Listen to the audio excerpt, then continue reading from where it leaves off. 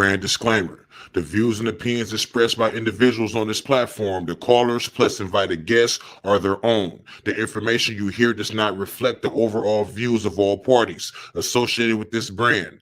We encourage everyone to research all things heard live or via archive for edification purposes. Discretion is advised.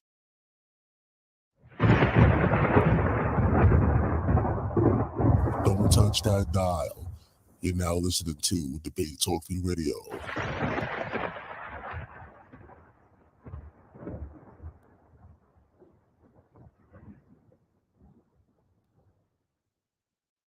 Help keep the show on the air. If you want to help, you can send your donation through PayPal. The email is debatetalkforyou@gmail.com or through Cash App, $Sal Showtime.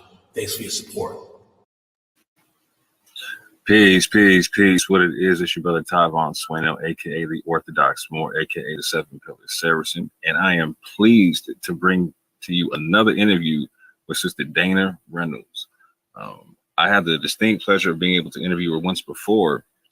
We had a very interesting and lengthy interview where we covered a lot of information on her blogspot website, afroasiaticblogspot.com, and we talked about her upcoming book that is now out. And so in the interview, we said that we would bring her back when the book was out so we could talk about the information in the book. And before I do that, I want to show you her website so y'all can quickly see it. And I'm going to share my screen, family. Go check this out. There is a link in the description. This is afroasiaticblogspot.com. If you have not gone to this website, please go check it out. The sister has many articles on this website that are extremely well sourced, family. These articles are pretty much a class unto themselves. So if you have not done so, please go check this website out. If you have not checked out the previous interview, please go do so. There was a lot of nuggets of information in that interview. Also, if you get a chance, hold on, I need to go. I have her YouTube in the description. If you have not done so, please go to her website, her YouTube page, and subscribe to her channel. She every Saturday she does a public class to where she lets people come on to her Zoom, and you can have basically a one-on-one with a fantastic scholar in the field who's at the top of her field in what she does. If you're not familiar with her work, family, real quick, you can check her work out in the Golden Age of the Moor. She wrote a chapter for Ivan Van Sertima in that book. It's a very fantastic chapter where she talks about the ethno-history of the Moors. Also, we will be talking about this book today, The African and Arabian Origins of the Hebrew Bible. This is a fantastic book. There's a lot of information in this book. This isn't a book you're going to just fly through or breeze through, but the information in this book will unlock a lot of doors that you did not even know were locked. So without further ado, family, I'm going to bring in Sister Dana Reynolds and my co-host, Anonymous Hebrew. Good morning, family. How are you doing? Good morning. Good morning, Anon, again. Good morning. So, sis, something I'm trying to do is introduce you more so into the Israelite community. You're well known amongst the Moorish community and a lot of works that you've done. So I'm kind of going to start from scratch a little bit, but quickly work into your book. And I kind of want to start with an article in a book that I believe has come out called The Fear of Blackness. And there's two main things that really changed my world in dealing with your work. One of which was finding out that there was a lot of people that I was looking at and reading about in history that from what the Western perspective, they were telling me that they might have been European or dark-skinned Europeans or something like that. That when looking into your work, I found out were actually Afro-Asiatic peoples. And another thing that I recognized was looking into your work was I got a picture of a large scale migration of these Afro-Asiatic peoples coming in from Arabia and the Levant into North and West Africa, etc. So with that, can you give us an understanding of the premise and the importance of the work you were doing with Fear of Blackness, and kind of like decoding and preserving these people being swept under the rug of history in terms of their origin and their ethnicity? Okay. Well, basically, it was just kind of an attempt to expand upon what I did in Golden Age of the Moors. I was actually asked to do, this research and article by the publishers of West Africa Review, who are, I think she was the head of the University of New York. What's it called? NYU Binghamton, maybe, or SUNY Binghamton. She was the head of the African Studies Department there, I think, at the time. But anyway, her and other African professors had gotten together to do this journal, West Africa Review, and she asked me to do it, a kind of an article and put it in, and it ended up being like, basically the whole of the journal. So, and it was basically, I'm just trying to document all of the writings about the Moors. I was trying to show why they were called Black and how this came to be denied, over time, especially the last 200 years by, after colonialism and, the rise of the newer forms of colonialism, including, Zionism, unfortunately, because, when different nationalisms have contributed to, trying to take the Black out of Semitic civilization, okay? And that's because they want to be, that civilization. They want to be. But if you're not going to acknowledge who the people were, I mean, you're not going to get, you're not going to benefit from being called such and such. So, in other words, whether you're Arab, whether you're Jewish, whatever, you should want to know who the original people were and who the original Berbers were, because that was basically, they were all the same people. Berbers, who are now, the Berbers of that time, who are now, basically in Sahel and Sudan, extended across Africa to the very eastern part of Africa and were essentially ethnically connected to the people that were at that time in Arabia. So these are all the same people. And I actually try to document how, even further east into India, there were some tribes that had gone there in very early periods. But I was just trying to show how, even though we try to say in academia, they were trying to say that, all these Berber tribes had gotten their, they wanted to be Arabs, and that's why they tried to claim descent from Yemen, and Canaan and places like that. So I was trying to show how, no, that had been historically documented since the time of Josephus and Tacitus, Procopius. Nobody was considered to have been native to Northern Africa, first of all. And those tribes, all the major tribes of the Berbers, were described as black-skinned. So, and near black-skinned. But originally, just black-skinned.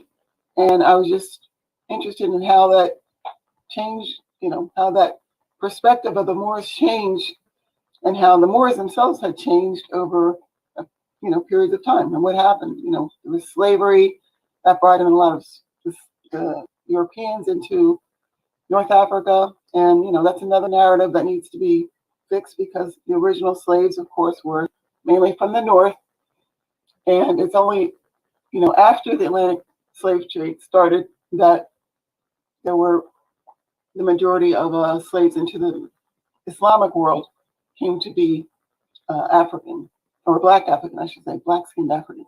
But anyway, that was the gist of it, trying to show why there's no need to be afraid, of these people anymore, because actually, originally, there was a fear of blackness due to the Moors, taking the slaves from Europe, depopulating certain areas of the Mediterranean or certain villages along the coast of the southern Europe, and places like Ireland and places like that, as well as and that's where the Black Peter of Santa Claus comes from.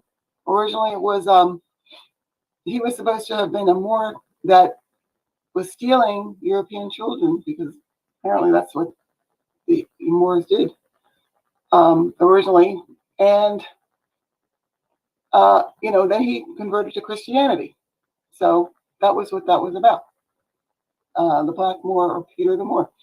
So the fact that the Dutch and all these, the Germans and all these countries still portray Peter as black, shouldn't be really taken as offensive, because that's based on reality, based on fact. And they're also more inclined to know who the Moors were, because all the time, when you got away from Spain, for the most part, Moor just meant, a black person. And then later on, after a certain period, several centuries after they had come, then there was the Blackamoor thing got started. But anyway, so what should I speak of next? Something else that I found really helpful in dealing with your work was finding out the concept of what Afro-Asiatic and Semitic peoples meant when they called themselves white. Because sometimes I ran into that phraseology, and I got confused as to what the ethnicity of the people were. Could you speak to how that term is used in the Afro-Asiatic and Semitic worlds, and how it can be misleading sometimes when you don't understand the background? Well, first of all, there was no, like I say, among the Arabs at least, or the people that were Semites, or children of Shem, I should say, because there were no Semites, so to speak. There were people that spoke languages connected to Canaanite or the Hebrew and other Canaanite dialects. And those people, of course, were black people, black-skinned people who lived in Arabia and in Africa, and in, extending into Mesopotamia. So they were not, of course, they didn't call themselves Semites or anything. They didn't even call themselves children of Shem, except, in later tradition. Because these people claim to come from Abu Shams Saba, the originally a sun god and a king, or god king, or I should say a legendary king.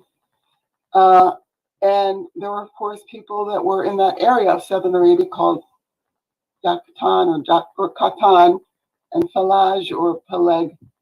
And those are closely related people. So they started, actually they weren't the only people though. There were other types of Africans, like I said, in those areas.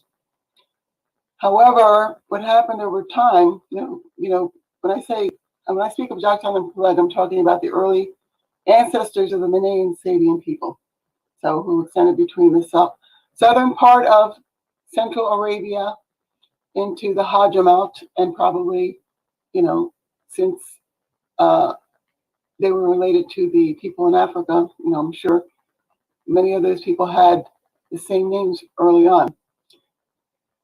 However, after, like I say, the conversion of certain people to Islam, after the early Arab people started moving into, Central Asia, Iran, and Iraq, Syria, places like that, they started mixing with those. Well, they had a lot of concubinage and started mixing with those people. Other people started adopting the Islamic language and the tongue of the Arabs, early tongues, dialects of the Arab, and they started calling themselves Arabs. And then over, of course, another couple hundred years, they're considering themselves the Arabs. But that start of the even before Islam, it started in the Christian times. When the Syrians and Greeks, early Greco-Byzantine people, Neo-Roman people, started getting involved in Christianity, and they also started seeing, they started actually the creation of this Ham being black and Ham being Egypt, meaning the United Arab Republic of Egypt rather than the Mitzrayim of Arabia. But Ham originally meant somebody who was working in the, vineyards or the fields, or maybe with cat. It really originally did not have something to do with being black. Ham meant somebody that was, an agriculturalist.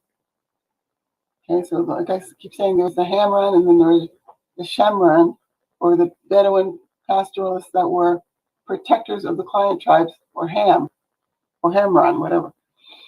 And you have that allegory or mythological allegory developing about Ham, Shem, and Japhet, even in India, when the Aryans come in.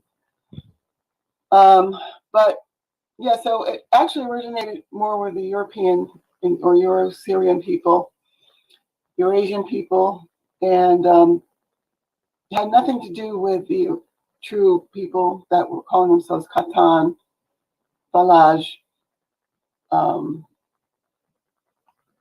all these Israelite tribes, Manasseh, Sulaim, they didn't talk of themselves in those terms. So this is something that is just like anachronistic, reference. It has nothing to do with history, really, except for, in terms of various nationalisms, like I say. That's how these mythologies get created. So Ham, Shem, and Japhet early on, by the early medieval times, like as you'll see in the book you just got, Taiwan, by early medieval times, the name Ham basically meant, people along the coast that were fishermen and agriculturalists that happened to be black-skinned. And I say coast, I'm talking about the Arabian coast, Palestine, even the Mediterranean coast. A lot of them were still black. That's why they say in the Arab texts that the sons of Ham held the coast in the Balkan, places like that. Balkan, which is Palestine and northern Jordan. And then they say Shem was the center of the world. So Shem were the people like even in Hijaz, that was considered part of Shem. And even up until colonial times, that was considered a land of Shem. Even though the people were, still black. But Shem was never really considered anything but dark brown, or black, even in early Arabic sources. Because, as I said, Abiad really meant somebody with shining black skin or somebody with clear skin that was, near black in color. So they call it black buckwheat. So that's basically, darker than me, or, you, Taiwan, darker than it, or darker than us. It's not even Samra at that time among classical Arab. Samar or Sumer is not even us. It's dark. That was darker than us. Now Kedar, Akhdar, that's also, in the dark area, but it's not completely black, but it's dark brown near black. So anyway, so these terms came to be translated differently in the West, and that's how, during colonialism, they start reading these sources, all these sources of the Arabs, and thinking they're talking about fair-skinned people or blue-eyed people. There's another term in Arabic, classical Arabic sources that talk about talks about people that can see, far-seeing, clairvoyant people, like Yemaima of one of the prophetesses of Central Arabia. She had certain eyes of a certain color. I forget the word. I forget if it was Zurek, but that word actually refers to sparkling eyes, sparkling or eyes that could see, into the future, clear seeing eyes. Has nothing to do with blue eyes, but later on, you see those translations about blue-eyed Yemaima. Later on, it came to mean blue-eyed, but not, for classical Arabs, true Arabs. So we just have to remember that most of the people writing, a lot of the people writing about Arabs, especially these ones that are writing about Ham, Shem, Japhet, or even the early Arabian people, are being influenced under the Abbasid time period, in their beliefs about Ham, Shem, and Japhet, and their beliefs that they are Arabs, themselves. So people in Syria and people in Iraq, people in there's people that took over the Abbasid Empire, Persian-related folk, Central Arabian-related people. They start to view themselves as the Arabs, and as this, as Shem, as the true Shem, because that was the admired group. And then the Japhetites then became the Europeans, or sometimes it was said to be the East Asians, So it depended. But it really had nothing to do with the Bin Samal, or the people that would call themselves Shem or Shum in Arabia. Anonymous, did you have a question? I saw you come up mute a little while ago. Yeah, I was I'm taking notes, so forgive me. That's okay. Definitely. I wanted to, because a lot of people aren't familiar, they're not going to be familiar with the hydromount. Right? Hydromount, yeah. And so can you just speak clearly, just briefly, to what area of the world we're talking about? Obviously, they can do the research, but I want them to understand, because you're setting a very clear precedent of where these people are settling, where they're moving in and out of. And so we're talking, and I'll make it simple. We're talking maybe, there you go. Thank you, more. So they can get a real clear-cut picture of, you're talking about the people that are moving in and out of this region.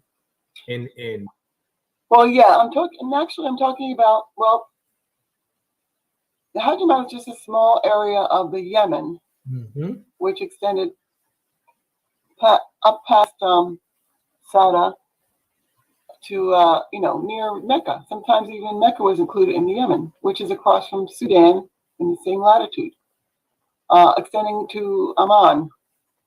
Well, that's where the Yemen was. So that's where this culture across from Africa, that the Arabian Tahama culture developed in this area, and expanded to, to the Hajjamount and Central Arabia. But that was 7,000 years BC. We're talking about. So there was an Afro-Arabian civilization, or Afro-Tahama civilization, on both sides of the Red Sea. So whenever you talk about Arabia, you're basically talking about Strabo and Diodorus State, everything east of the Nile in Africa, as well as, the entire area of Arabia, the Arabian Peninsula. So this is just a small, Hajjamount is just where a lot of the people are now today, found in more pure form. But it's the southern part of the Yemen. Thank you for that. Yeah, the southern part of the Yemen, and also Aden is in this region. That's another area where we still find a lot of these people. Here's Aden. So this is like, it's like 10 to 19 miles, depending on the year, away from Africa. Mm-hmm. So at that time, you're talking about, even 600 years ago, most of the people in Arabia are still, more related to Africans than they were to modern Syrians and Persians and people like that. The so-called J1 people. Mm-hmm. So if you have a map, Taiwan of Arabia, that might be more helpful because this is like, oh, well, yeah, we can bring this back later because there's Amram, which is called Kush. But yeah, just to show you, because Israel actually extended up into the Assyr area. It was a Yemenite, this Canaanite Yemenite area extended up to Assyr, and according to David Rubini, the adventurer in the medieval Europe that claimed that he came from Khaybar, basically that was the northern area of, that the whole extent of the Israel was. So it's a completely different geographic setting in terms of where ancient Israel and Canaan were than today, today. Because today, of course, everybody thinks Israel, ancient Israel of the Old Testament. We're actually talking about Israel of the Old Testament, was located in modern Levant, or, modern where Palestine is now. So even the original Philistine or Philais who colonized the area had come from the Yemen. And in fact, that's why Kamal Salibi had, speculated that the name Falasha actually originally came from those people, Falasha in Ethiopia. Because the people on the opposite side, right across the way in, southern Yemen, were Falais. You have many of the same, or exactly the same, tribes. Oh, well, I was going to try to show the African Arabia part, but Oh, okay. Hold on. Yeah. I actually got one. if you could just, Yeah, she's trying to show that connection to that Hold to on. part of that Nile as well, and that's why I had asked her, because Yeah. it's important to understand this connection, especially when you go back into as far back as she's going into antiquity, to understand how these people start, where they're starting to move around from. That's why they would have called that area that the Bible talks about, Goshen and all of that. Deep, like this is a doorway for these people. Like they're moving all in and out of that area, and so. Okay, but now we don't have the Arabian part though. But okay. But anyway, yeah.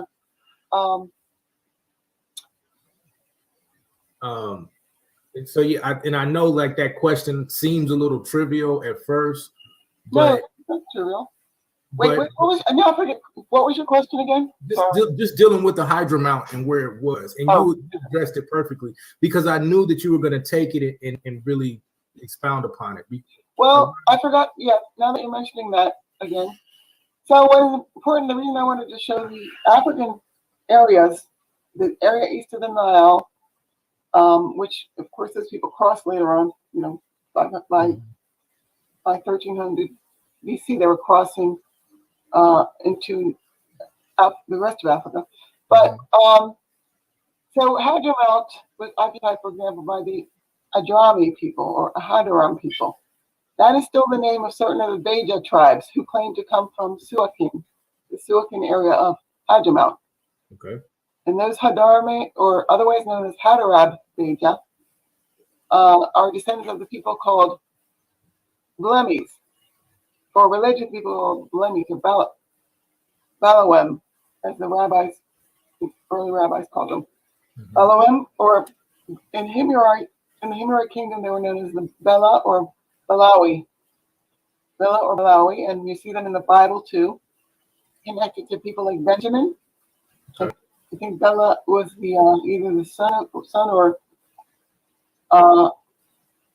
or the father of Benjamin. I forget which. But so what I did in the book, the recent book that came out that Taiwan was showing, It showed the connection between, these names of the Southern Arabian people and how they connected to those in the Bible, like the Benjamin were connected to Namath, and I show where these people are still there, were there in Arabia, up until medieval times, and to Gibeon and how they relate to the Gabon, Manaeans.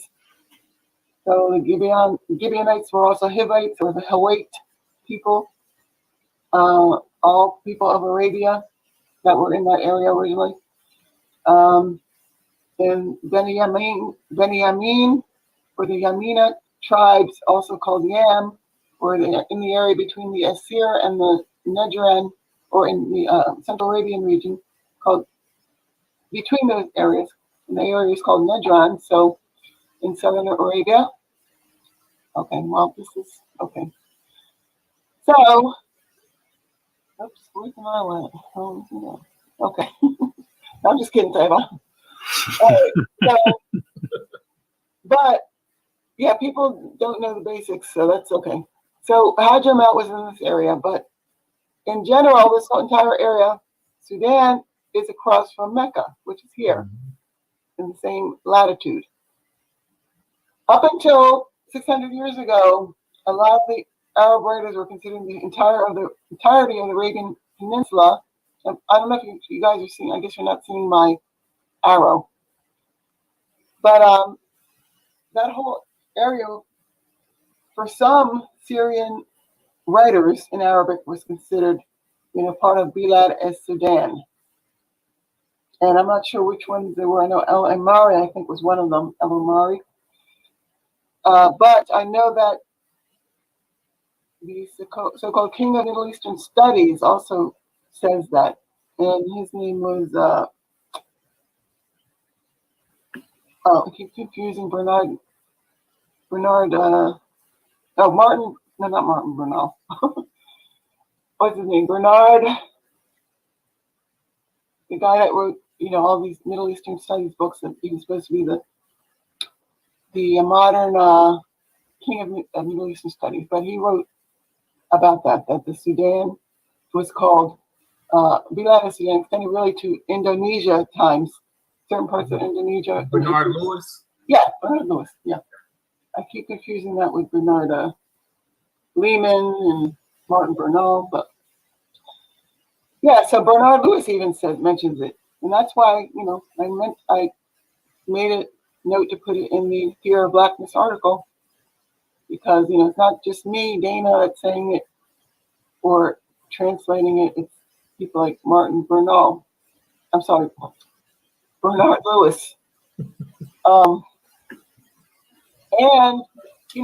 for example, when Al-Jahiz talks about the Sin and Masin being occupied by blacks, he's not talking about modern China like they like to say.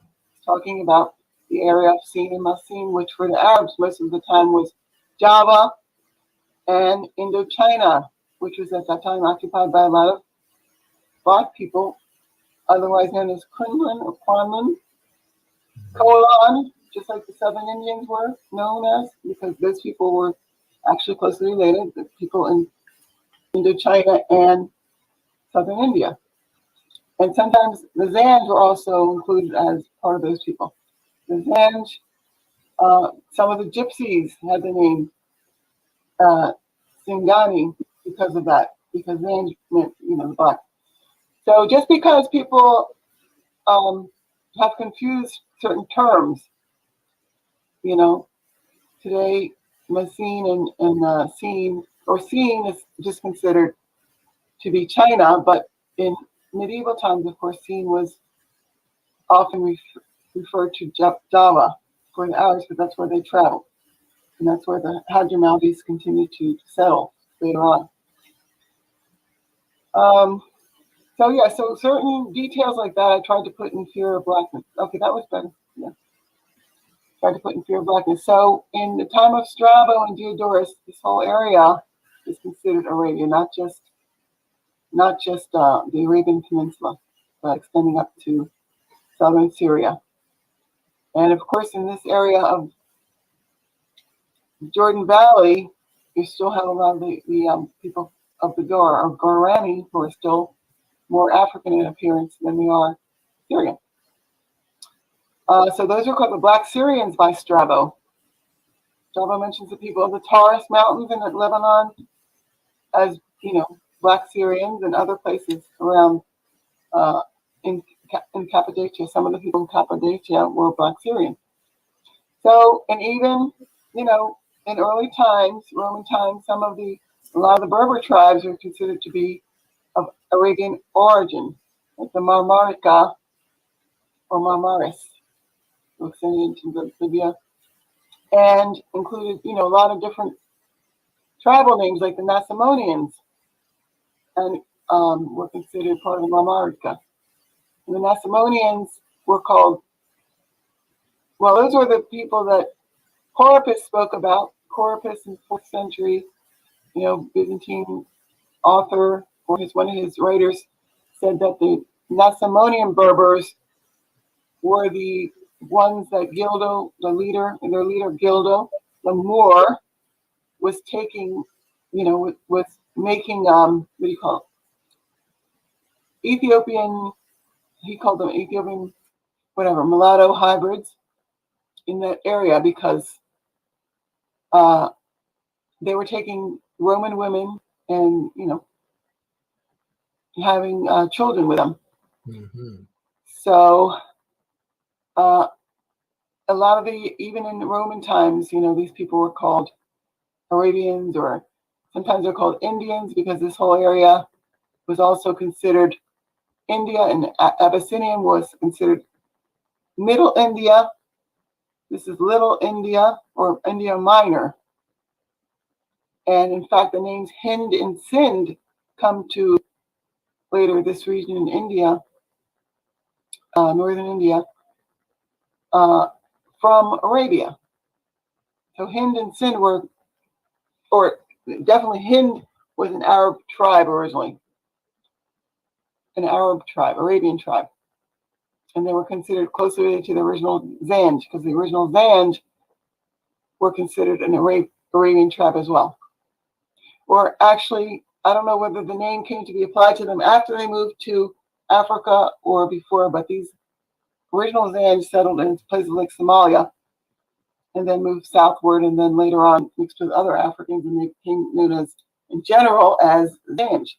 But there was a Zanzibar in the Yemen as well, Zanzibar in the Yemen, which was might have been the origin of the name Zanzibar. So there are different names, of the Black peoples, and one of them was Maori, which the early Targums state was the same thing as Rama, who is of course related to Saba and Dedan. So basically, all these people that come to occupy North Africa originally, at least in Roman times, are considered to have been people of, who had come from this area.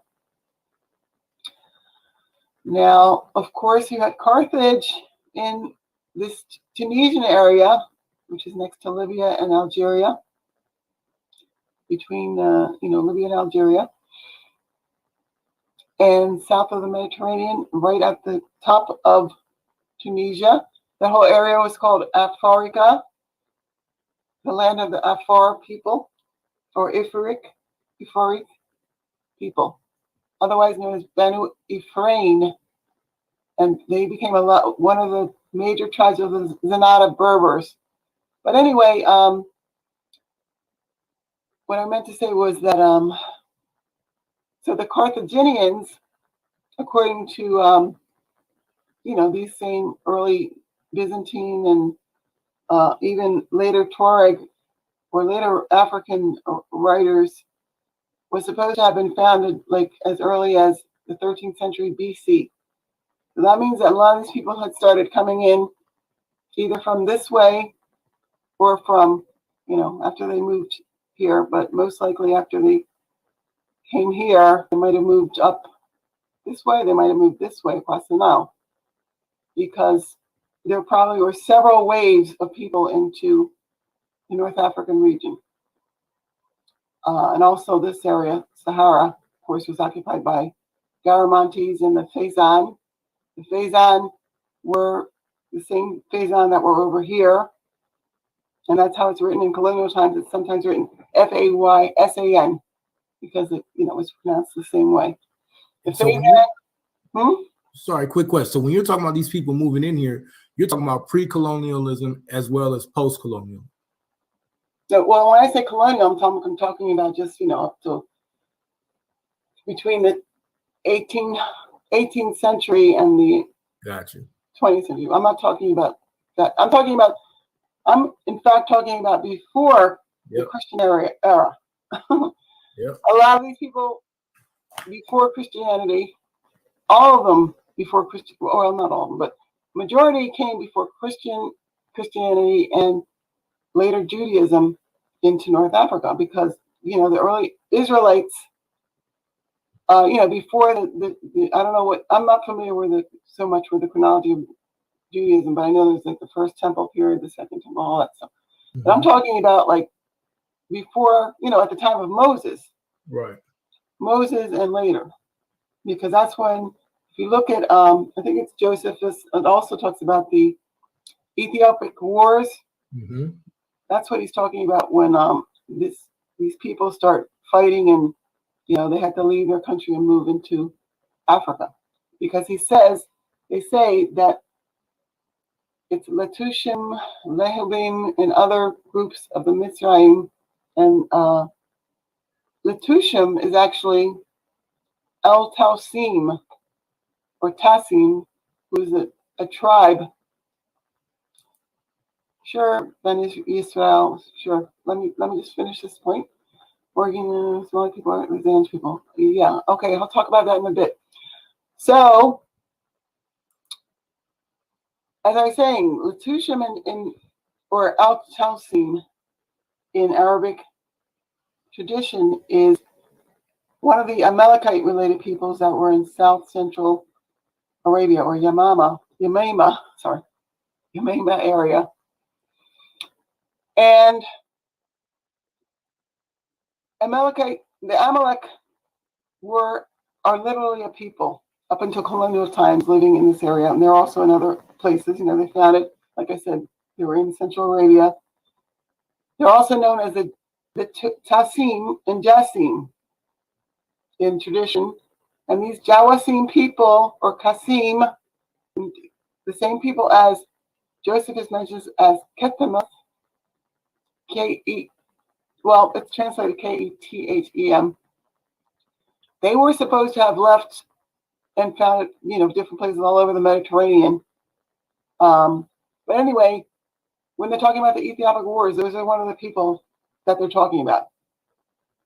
So all these people, Letushim, Lehumim, and other Naphtuhim, all those people were in that area where Mitzrayim was, because the Mitzrayim people were also different places, But that I talk about in my book. That gets a little complicated if you don't know the names of the regions. But they were related to the Amalekite people.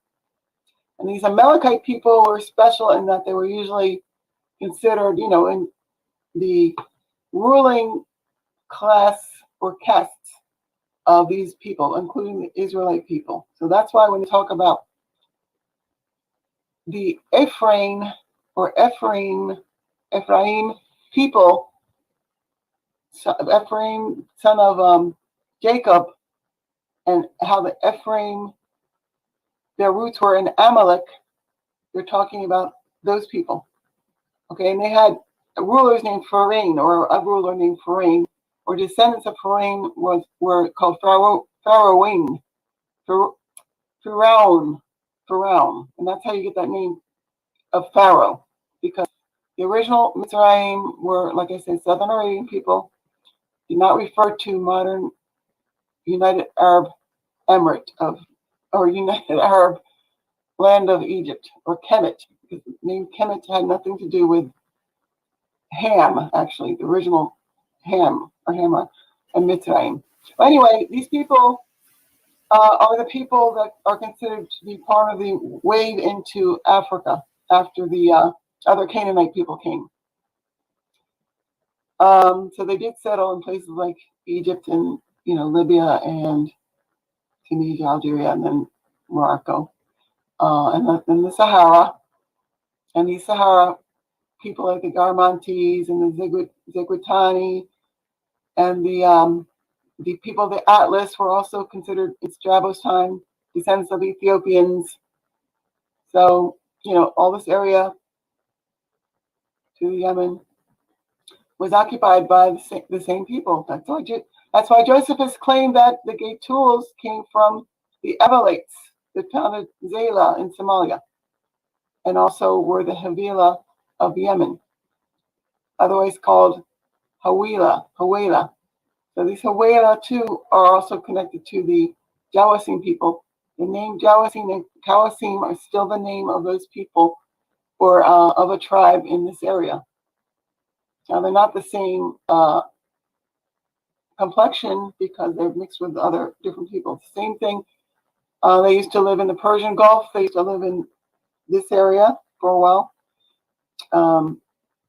The Huela people are connected to the, and they're also the Huil or Hul of the Bible or Genesis. Hul and Havila were the same people, and they were considered by Josephus to be the ancestors of the Getuls who occupied the area between Morocco and Tunisia. And they're also called by the names like Mesasili, Sili, or Mussolini. And the text is written different ways, by the English translations of these Latin texts, Mussolini, Massili, and Mesasils, or Mesasili. So those are the people, according to Tacitus, that became the Moors too. But anyway, the Massili, for example, are also found in this area in Roman times. The Faisan are also found in this area in Roman and Byzantine times. So that's why in the 9th century and between the 9th and 12th century, you have people like Ibn Qutayba, Ibn Munabbih, and other Persian Arab people, because they were, like I said, a lot of people came in from Iran. They are the ones that translated or spoke about, started speaking about this Ham, Shem, Japheth thing. But anyway, they said that the Fazan, the Quran, the and other Ishban and other groups of Arabians had come to occupy, or had come into Africa, moved into Africa. So you do have people like the Quraysh that live there, and you had the Massili moved across into this area. And the Getuls basically were the people called Gazula or Godala, Godala in this area, Jadala, part of the Moors, and they were divided into, like the other Moors, into the Tuareg, from the Tuareg and the Tibu people that were in Tubu and the Zagawa type people, Zagai type people that occupied places like Zawagitani in Tunisia, or actually southern Tunisia, around Carthage. Am I going to? Well, let me answer first the question that was. I'm going. Again, being too. Yeah, well, you didn't answer this question. I got a couple more for you. Okay, yeah, because I need to explain. If anybody has a question about what I said, they need to ask, because I know I'm going to different parts of the world and everything. So, yes, the originally the Zanj, according to Arab authors, were people of the Azd who migrated to Somalia, and that's where you got this whole area is called Azania, Azania, and named after an ancient king. They had kings named Azania there, and Yazan, places like that. But those both parts of the Red Sea were basically occupied by similar people, even though they ended up fighting. And then later on, like I say, these Somali people. This is also an area called Lam.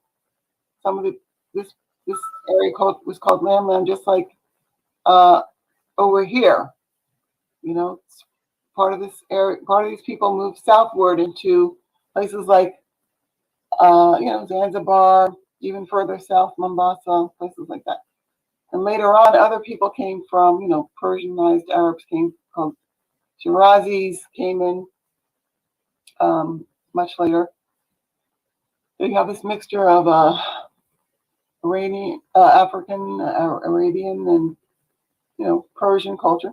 Beautiful mixture in Zanzibar and places of that sort in the medieval and late medieval period. But so Zanj became one of the early names for black skinned people in general. But I think that was mainly the Persians that started to, Central Asians that started to apply that name to blacks in general, and then the other people. Because remember, these hadiths are being written by these people, these Central Asian, Iraqi, Byzantine, others. Actually, a lot of the times slave people, Mamluk or slave soldier people. But anyway, okay, go ahead, Tayvon. Yeah, no worries. So correct me if I'm wrong, but I believe I heard you talking about, and I believe I read in your work that the Hadramawt was considered the darkest or the blackest part of Arabia at one point. Is that correct or no? No, that's not correct. Okay, so what's the correct aspect on that then? Okay.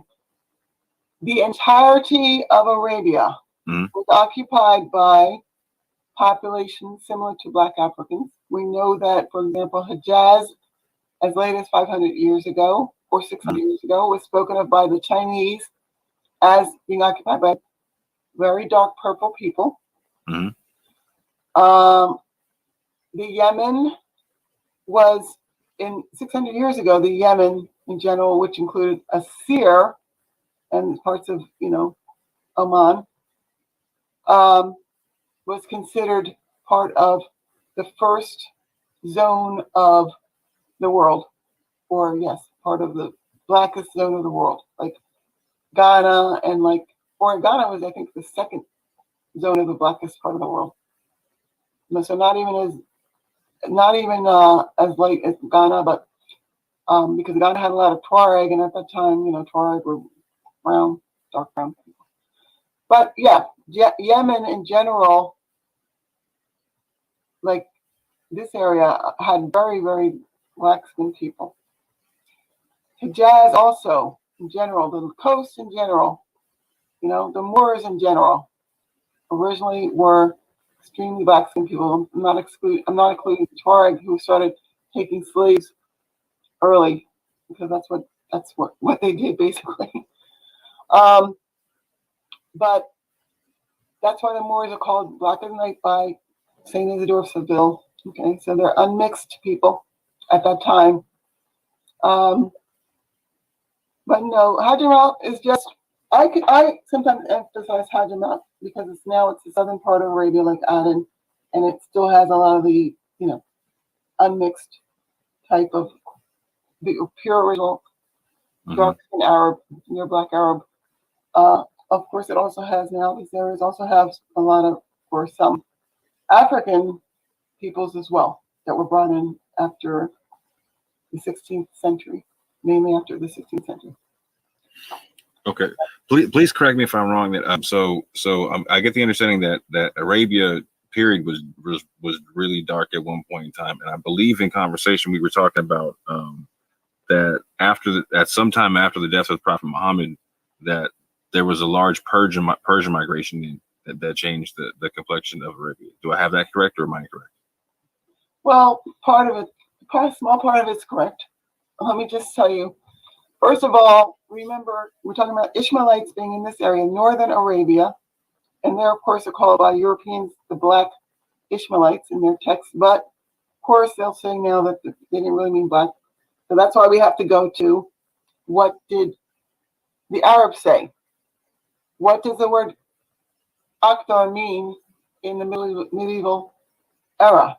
The word Hudar, Hedar, Baraktar came to mean, and even in the Hebrew text, black, the black people. So this whole area of North Central Arabia was occupied by Kedarites, Ishmaelites, the black people, the same people that actually occupied the Hejaz, because it's the same ethnic groups that occupied Hejaz occupied Central Arabia. That's why it's ridiculous for people, these colonial people to come around and say, oh, well, Arabia was always looking like Syrian or whatever, Lebanese, Iranian people. The Assyr was part of the Yemen. The Assyr is occupied by both African-looking people, high up in the remote areas in the area of Jizan, both African-looking people, as well as Iranian people who have to have Iranic cultural features. They look Iranian, they have Iranic or Persian culture. It's the same thing in the Yemen. You have the women, like I showed, wearing the conical Tokharian type hats. You have the men wearing the flower hats of northern India and probably ancient Persia, since that was part of ancient Persia. And they look exactly like those people of Kabul, Afghanistan, places like that. And we know, but anyway, yes, after, and I'm talking about long after, there was also migrants were brought in, or the people were brought in from Persia, like Syria, into Arabia to do the mines, to work on the mines. So that's part of what happened, from Persia to work on the mines. And when we're talking about Persia, basically we're talking about Central Arabia. Central Asia, not just what's now called Iran, Central Asia, so Afghanistan. This whole area extending to, like I say, Turkmenistan, Kazakhstan, the Tajikistan, all those stands, are Central Asia at a certain point. And those are the people that actually took over Islam. And you also see those are the people who paint themselves in Islam. And that's why you see a lot of textbooks have pictures of those kinds of people in, on their covers. So they also conquered Turkey. That's where you get the name Turkey. Turkmeni people, the real Turks, are still in Asia, look like people of Central Asia, and almost like Mongol people. So those are the people that took over Turkey, and also you'll see a lot of those people among the North African along the coast. You'll see those features, or even among the southern Maghreb people. But so they also came under the Carmathian period. There was a wave of Iranians in the Carmathian period. What was that? I don't know if it was the 8th century. I forget. But so that's why you do start to get certain people coming in, and Tariq Berry has in his book even an Arab guy saying, or an Arab slave saying, God, can't we see any more Arabs in the desert anymore? What's going on? That's what he was like being sarcastic, saying, when will I see a face of an Arab again? Because there's just a lot of people coming in after a certain period.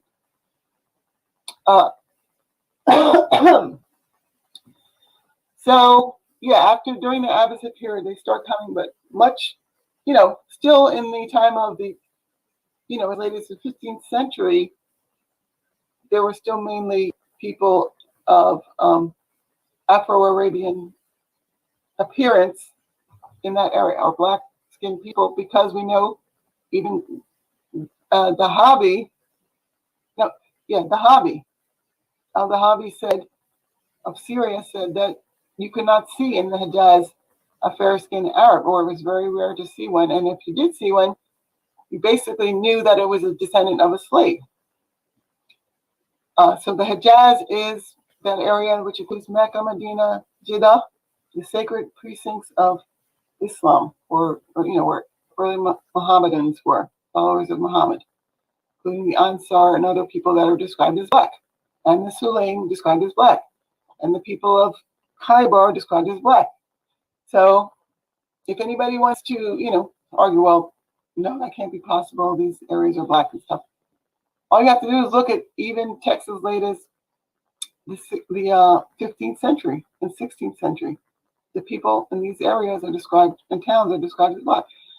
Now, like I said, there was a wave also of, after the 16th century, there was a wave of people of Syro-Arabian descent who were fair-skinned coming into this area. And that's how you get people like the Anaiza coming down in here and linking up with the Dawasir people and other, the Black or Shamar people. The Shamar also are here, descendants of the Thai. The Thai, of course, who are black, people of Madij, or brethren, or people of Madij. So these people now coming in after the 16th century are fair-skinned. They moved down, because the colonialists had started doing things. The British colonialists had started doing things, and the Kab Arabs, the dark-skinned Arabs that were still there, they were defeated. The Kab, Muntafik, other people that had occupied this area and the Gulf that are very, very, near black or dark brown in color. And so many of the people in that area today are, of course, of that group. Muntafik bin Ukail bin Kab bin Amr bin Zaza bin of the Hawazin bin Mansur bin Ikrama. Okay, I can go on and on and on. So all these people, all these different tribes, Ukail, Muntafik, Kab, all those different tribes related to these Central Arabian people were dark brown, near black people, even in colonial times. And their descendants, according to the Arab news service, I forget what it's called, Arab press, something, are 2/3 of the black Arabs in Iraq today. And of course, they're probably mixing with the African descendants that also came up there in the last 300, 400 years. Because the original Zanj, according to anyway, I just wanted to make that clear that a lot of the Iraqis in that area that are called black, that people are saying there's black Arabs that are of African descent. Most of them are not related to Africans. Most of them, again, are related to the Arabians, just like the people in this area next to them, Jordan, that are still black. A lot of them are descendants of the Arabians and Nabateans, who were also early Arabians. So the Zanj, the name Zanj, and the Zanj revolt, according to certain recent Arab scholars, that was not a revolt of African slaves, but a revolt of Arabs, like the Bahila and other Central Arabian tribes that lived there with the non-Arabs. So that Zanj revolt, I'm not sure if it happened during the Abbasid period, but that would, I think it might have happened in the Abbasid period. But anyway, there were groups of black people there that happened to be Arab, and there were also certain Africans that came in to work with the Arabs as well. But most of the people in the Zanj revolt, according to, I know one author in particular, were not Arabs, but not Africans, but Arabs.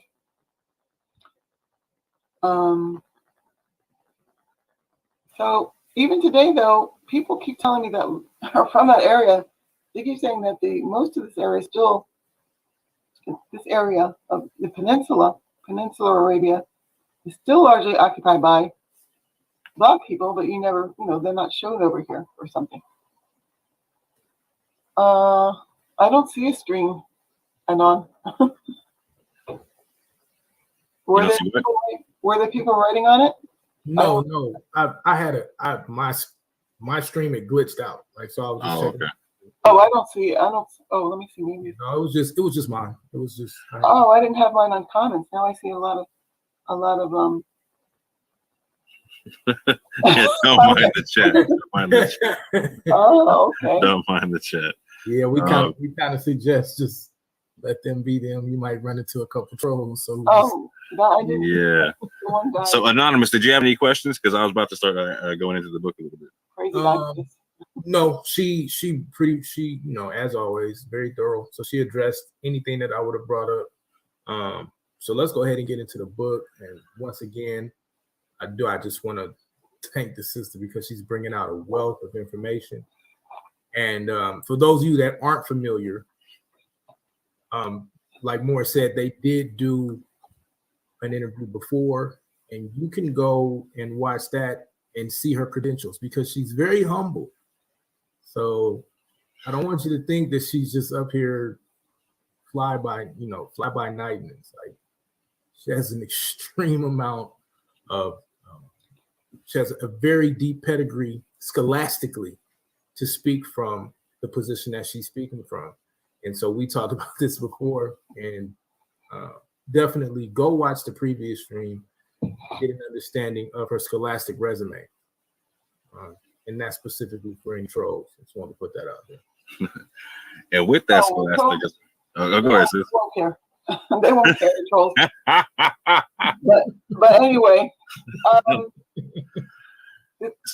yeah, the only thing I want to say about that, the only thing I'm really super proud of is the article in Golden Age of the Moor. And I say I'm proud of that because a lot of people think, sometimes they come and argue with me with that text.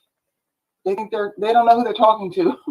And they come back and argue with me and using that text, using my article. So they don't even know how to interpret, what I'm saying in that article. But that's why I sometimes use, Dana Reynolds, Marniche, Dana Reynolds, Marniche, because I know in that text, I think I was still Dana Reynolds. Yeah. I think. But so that's why I just like to say that. And then some people had actually kind of, I'm not going to say who they were, but plagiarized in the same, well, it was actually really one person in that same text plagiarized from it and made their own article, which I was really mad about. And still actually kind of mad about, but anyway, so that article though, even though it's wasn't peer reviewed, Dr. Van Sertima had said that he had received ravings about it from all over the world. So that's why I'm kind of proud about that one, because apparently, that's when a lot of Africans, their eyes got woken up and stuff, which is what I want. I really want Africans to know, not have their history distorted in this way by, people that were in charge of their universities. So. Yeah, that portion of that book was very powerful for me the first time I ran into it, because it was the beginning of me being able to understand something that you mentioned a few weeks ago on your channel about basically a 3,000-year migration, Afro-Asiatic migration, right. into North and West Africa. Once I understood that, I was like, wow, like seeing things like the Yemen or whatnot involved in stuff like that. It was the beginning of that understanding for me. Right. It was a very powerful article. So for people who have not read that, please, first of all, you need to go buy that book. Second of all, you need to familiarize yourself with that information. But going into the new book, or go ahead. So you have something to say? But going into the new book, for those who aren't familiar with your work and people like Kamal Salibi, in talking with you and reading your book, you get the understanding that something you talk about a lot is the people in the early part of Genesis can be found in Southern Arabia, etc. Can you please break down that concept for people and correct me in anywhere where I did not say that? Yeah, no, my point is that all of the people of Genesis are found mainly in this Afro-Asiatic culture in Arabia.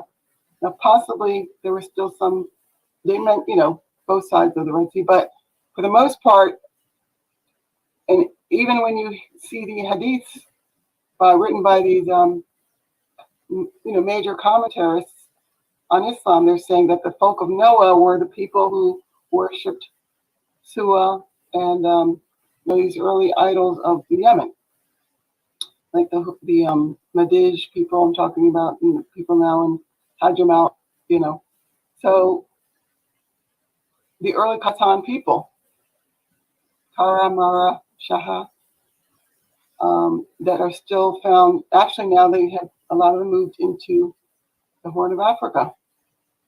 That's why I say that. So, this book is basically about the Yemenite roots of the Genesis and some of the other books of the Bible. So especially the first 5 books of the Bible, the Exodus, the conquest of Canaan, all that stuff occurs in this area. And it's important to note that apparently a lot of modern specialists in Arabic don't know this, or Arabic writers don't. In Arabic writings do not know this because, well, anyway, I was going to send my book to somebody, and I was telling him about the concept, and the guy was saying it's Michael McDonald, who wrote a lot of the translations for the books of like Tabari, and people like that. Very well-known, reputable writer. I think he's at Oxford. He's one of the people I was going to send my book to, but he said no. The concept to him sounded kind of mad. He said he's sorry, and I said, well, I'm sorry too. But so there are people that just like me, I would have thought the same thing 20 years ago, or even 10 years ago, that Israel and Canaan, being in the Yemen or south of Mecca, was, not feasible to even look at. But as I say, when I was at Zahia was the laboratory that this Yemenite guy was working at. He's also working on his doctorate, like Zahi was at the time. And he's the one that brought up that book. I didn't know about Kamal Salibi's book until that time. That was 1984 or something like that, 1984. Or after 1986, I forget. But around that time, and then he's the one that brought up the book, even though I don't know if he took it seriously either, but he was a dark-skinned Murad man of the Madij tribe. So the Murad are of Madij, the Thai are of Madij, and he brought that book up. At the time, I thought it was crazy because he said this guy had said that all the tribes of the Bible, Genesis, came from Arabia. And of course, nobody believed that. However, I had since learned, that the Israeli archaeologists themselves know that there's no evidence for Israel of the time of King Solomon and David in the Levant, and that they never even found the tribes. There's no real evidence for the 12 tribes of Israel being in the Levant. So, that got me thinking, well, maybe, I have to look into this because Josephus did say that Keturah's children all came into Africa or settled in Troglodyte Ethiopia, which is where, of course, Somalia is, and into the Afar. That's also where the Afar Danakil people are in the Eritrean Ethiopian area. And then I started to notice, I had always wondered, the names of these people are so much like the names of Genesis. Afar and Afar. And Josephus said that Eudatus came across Africa, or Dedan, also known as Dedan, Africa. And, I kept thinking, thinking, where was this Ethiopia that Judatis settled? I thought, it must be like in the southern part of the East African area or something, because, there you have the Tutsi, and I thought, oh, maybe the name Tutsi is related to, Watutsi is related to Judatis or Dedan, because they're very tall.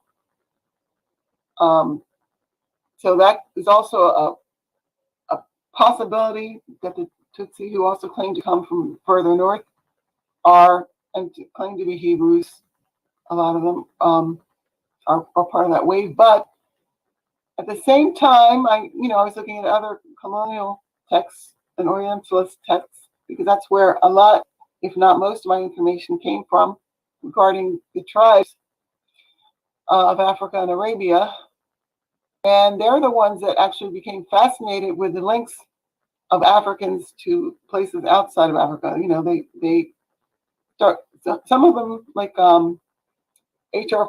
Palmer, had maintained that a lot of these African people actually came from Elam. When he says Elam, he's talking about, from Iran or something. So that he thought that they were Elamites, because he started looking at the traditions and the Maharams and the which are manuscripts of the, Kanuri and people like that, Kanuri and the Zagai, the Songhai books, and the traditions surrounding all those towns, the regions of the Sudan.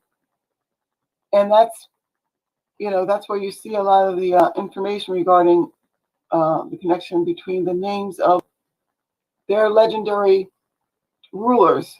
For example, Odudawa, like I say, and Nimrod, they claim to be, have come with them from further east. And a lot of them claimed from the Yemen or from Canaan. And of course, then everything started to make sense if you think of Canaan being in the Yemen, which is where the Arabic sources, some of the earliest Arabic sources, put Canaan. And then I started to put two and two together, because, of course, that's where the tribe of Kanana did live. In the early manuscripts, you see the Kanana tribe lived in that area. Not only that, I found out later that, a couple of years ago, that they lived up until the 20th century in that area. But it's only in the last few months that I've discovered that, they were actually a part of the people called, today, or at least in the 20th century, there were people, part of people called Hud Hail bin Kuzaima. So, of course, the Hud Hail, as I keep saying, the Hud Hail, Huzail people in that area are described as having black and shining skins, because they come from the original Kanana or Quraysh people. So the Quraysh and the Kanana in certain areas still tend to have very black skins. That's something that, a lot of people don't know. But I had learned that a long time ago. I couldn't really believe it. So I asked my friend Daniel Dawson of the Caribbean Culture Center in New York City about 15, 20 years ago, I think, to show me pictures of what this lady's talking about, because one of his friends was a doctoral student over there in Sinai, and that's where, the Quraysh still live, or were living then. And so, yeah, he brought back pictures of these black people, and they just look like regular black people. So I said, oh, okay, so the Quraysh, that means that the Kanana were black. But I didn't really put two and two together, that because, that Canaan, that the word Canaan was related to the word Kanana, because it's usually spelled Kinanah. But then I learned that it's not just spelled that way, it's spelled different ways. And anyway, so this area directly south of Mecca, was also known as the Plain of Canaan, or excuse me, the Plain of the Kanana tribe. And the lowland of the Kanana, or else further south, the Wadi Kanana, the Wadi of the Kanana. people. So it's plural for Kenana. And then, then things started to make sense. That is the land of the Cananea or Canaanites. So that explained why, certain Moorish people, early Moorish people in America had said that, Canaan was south of Mecca and all that stuff. So the original Canaan was south of Mecca. The Canaan of the Old Testament was south of Mecca. It's next to, places of Cush, south of Mecca, and Amran and other places in the Tahama. And of course, nearby are the Philistine or Philace and other tribes I started, looking into all the different tribes in that area of the Assyr and the Yemen, especially after I found out there were other people doing it. And then to top it off, I found somebody told me about the Kuranite, this Kuranite website, and which had not only the tribal names, but the place names of the Bible, all, hundreds and hundreds in all their logistically accurate placement. So in terms of the Bible, you have groups of names, geographical names listed together. So in these Kuranite researchers had found the same thing. So this in the last 2 years I had discovered this. I found the same geographical coordinates of these places under their same names. Now that's something that Salibi had done, but he hadn't done it well, or only a few of the only half of the names he said were in the Assyr area. A lot of the other names, the Assyr area, which is now it's north of Yemen, it was considered part of Yemen, but the southwest Arabian area north of Yemen was called Assyr. It's still called Assyr, and the Yemen in general, though, had many more of these people, and the place names accurately listed. So actually, the entire area from Yemen to Assyr was the land of Canaan, Israel, and Edom. Of course, Moab was a town, an early town in this area. But the Moabites, as I've been saying in some of my previous discussions, ended up leaving the land of Marib near Sana'a in Yemen, western Yemen, and spread into the Assyr area as Uman, and Ma'ain. So the Yemenites moved north and finally into the Jordan area, where they found places like Amman, Jordan, and Ma'ain, or Gur Safi, places in the Jordan Valley. And that's why you get these Ammonite, Moabite people up there. In medieval times, they're called Moabites and Ammonites. And these Moabite, Ammonite people crossed into North Africa during the Islamic waves. Okay, so that's how you get that idea of Moors being from the Moabites. But in reality, those were the last wave of the Moabites of the Arabian peoples into Africa, the Islamic waves. So, any questions? Yes, ma'am. So in going further into your book, well, first of all, I get the picture that what you're saying is that the names and places in Yemen are in southern Arabia, and then later on those names get taken to what is known as the Levant, etc. Correct? Do I have that correct? Yes. Okay. But that was, when I say later, according to, it's much later than the earliest people there mentioned are the Salimi or Sulaim, Banu Sulaim. who are connected to Madij of Yemen and other people in the Az people, the Jadam Arabs, because all of the northern Arabian people claimed descent from the Yemen.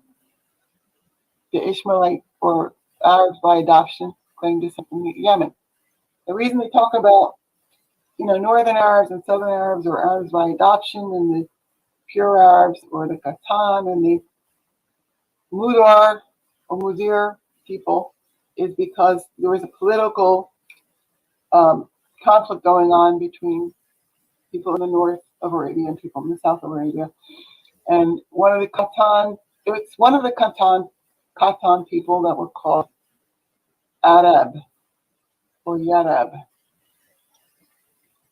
So those people were ancestral to many of these, Madij and all this, or not Madij, but other people. I think Madij were even sometimes considered, people of Ishmaelites rather than Qattanites, but or Ma'ad, because Ma'ad and Madan were Yemenite people that moved after Nebuchadnezzar invaded the Yemen, moved into Hijaz, and that's how Medinites first moved north. But the original Medinites were people of Yemen that moved into, like Joseph has said, into the Horn of Africa, the Troglodyte Ethiopian area, and then they moved, northward into the Sahara, and then further west into the Maghreb, into the Sudan, across the Sudan. So, well, I don't want to go too off topic, but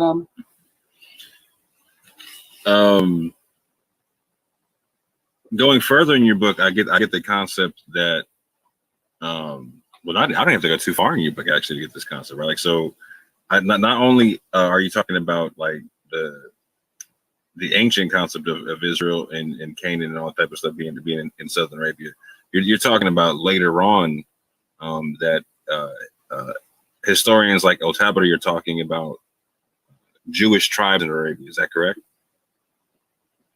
well, when you talk about Jewish, that's different from Judean, because Judean were biologically. I like to use the term either Israelite or Judean, because Judah, and those tribes, Benjamin and stuff like that. I guess it was was Judah in the south or north? That was the north, I think, of Israel.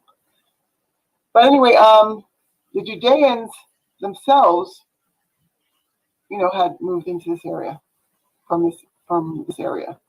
Now, people like the Banu Yam moved into this area. That's how you have the Yahar of the Yafi bin Kassid, who are related to the Banu Yam, or Benjamin. The Banu Yam, or as they were called in medieval times in text, Yamina. They also came into, Ethiopia, and the remnants are still there, but they moved across into Egypt and Nubia and the Nile, and then further west, yeah.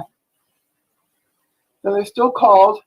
Also, the name Yibrin is there. Yibrin or Yibir, and also Yibrin, and they're also found in the Hadramaut and areas further east in the Yemen. So, yeah, several of these people that were specifically Judean as opposed to Israelite, or Yibrin, the original Eber people, moved into Africa by the way of the Yemen. So I can't see now that much, but My fault. I forgot to present. My fault. that's okay.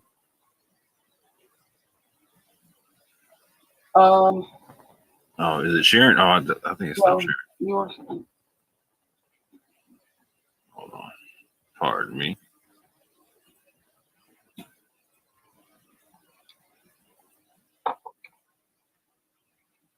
There we go.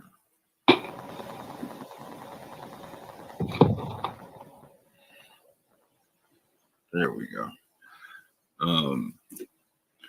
So if I heard you correctly, then so what you're saying is the proper way of understanding it is El Tabri's list of Israelite tribes in Arabia, correct? Oh, say that again. I'm sorry. The proper way of understanding that would be these are a list of Israelite tribes in Arabia. There's actually like the Jewish tribes, most of them, except that Banu Aus and Alf, of course. Well, no, Alf was Jewish. Banu Aus was Israelite.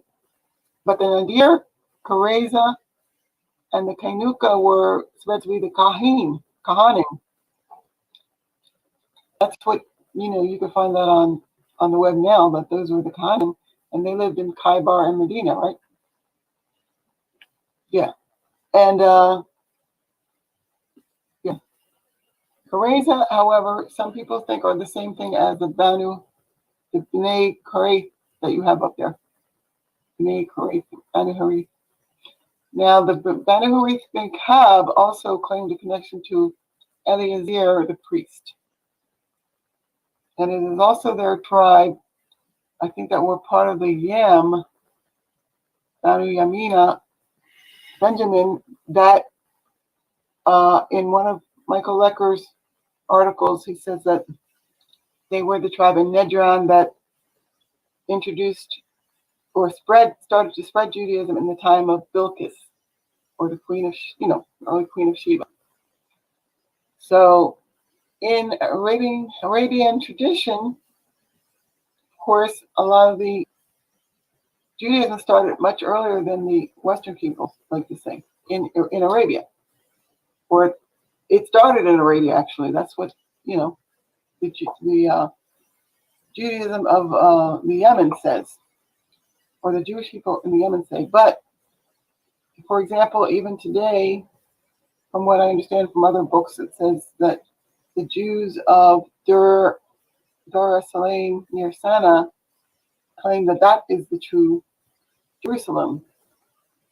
Dar es Salaam in near Sana. They don't claim to come from the Levant. Some of the Jews in Yemen are saying that they have always been there.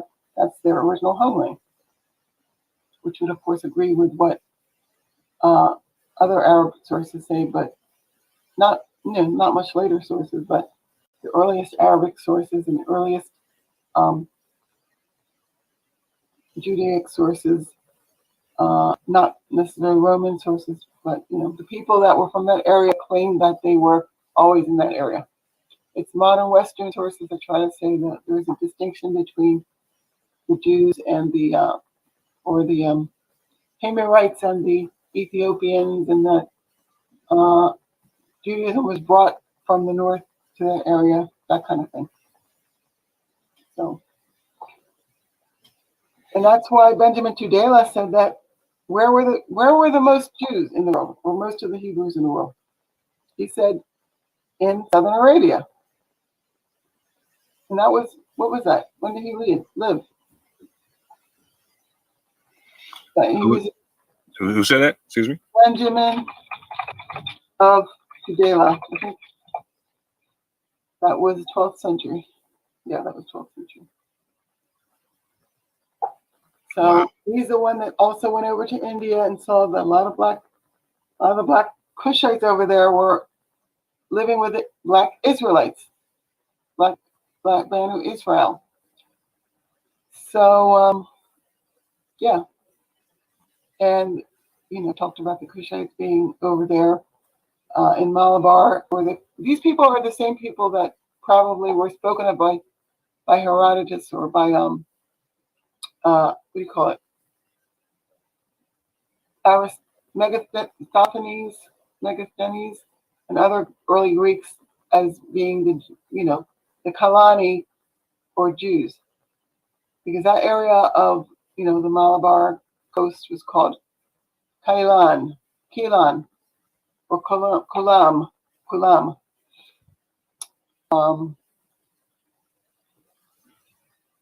Yeah.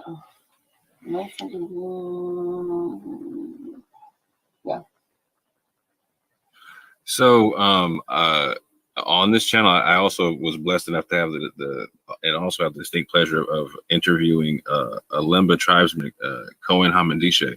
Wow. And wonderful conversation. Family, if you haven't seen that, please go check those out. Oh, I will, definitely. Yeah.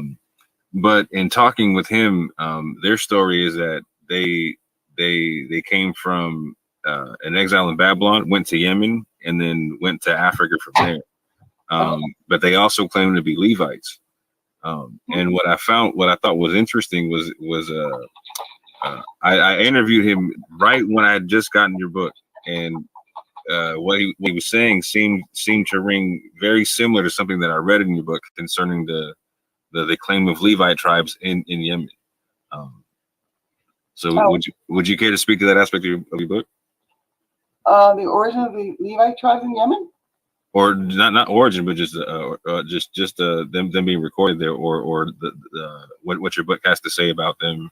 Oh, well, I mean, that what I had discovered even right before I had ordered a book by Al Hamdani, I think it was Al Iqlil, and he starts talking about, how Solomon's palace was in the remnants of Solomon's palace in Yemen, and the Banu Lua tribe, which I had never heard of before, and I'm wondering, wait a second, Banu Lua? And he keeps talking about the greatness of the Banu Lua, and then I realized he was talking about the tribes that were connected to Amr, Muzakia, and what's his name? Gershom, and Jersham. Gershom or Jersham. And a lot of people don't know this tribe. That's the name of a tribe of the ancient Sabians, or in ancient Sabian, in inscriptions, several hundred years BC. Jersham or Jersham. And if you look at the traditional genealogy of the Arabs and link it up with the Levites, you can see how those tribes, they're obviously talking about the same people. However, my main thing is that I was trying to see how, especially in Fear of Blackness, how they talk about the Sudanese texts that talk about the Harun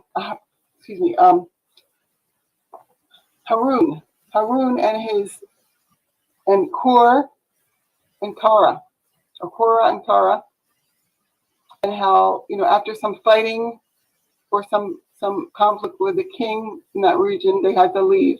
These people had to leave, and that both the Wakur of otherwise known as Songhai and the Wangara or Sonink people, originated in that conflict from these children of, descendants of Harun, who of course were the Levites, and are the reason why those early people are called, the rulers of Ghana are called Jewish. So the fact that people are trying to make up all this stuff about, well, they were influenced by some Jewish people that came in there, of course, thinking they're not non-black peoples. Really, if you look at everything, combine everything with what Joseph has said, look at where the Sonink and the Songhai were in in Ghana and places like Garamantia in early Judean times, or early Roman, I should say, times. And then remember where they were supposed to come from before that, from Carthage and places further north, from the Zalgitani area. All you can do is link together, all you can really, I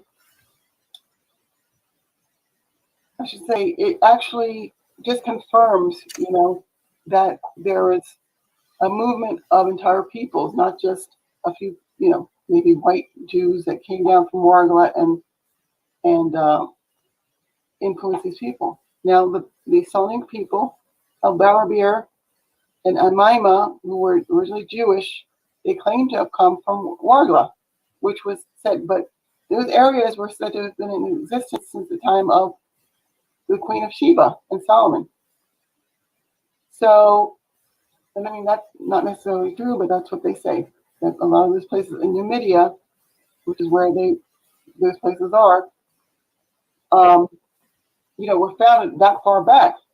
So mostly, if you're talking about, West African being Judean, you're really talking about being Israelite or being from the Levitic branch of, and that is, of course, that ends up being the Judeans, but from the Levitic branch of Israel.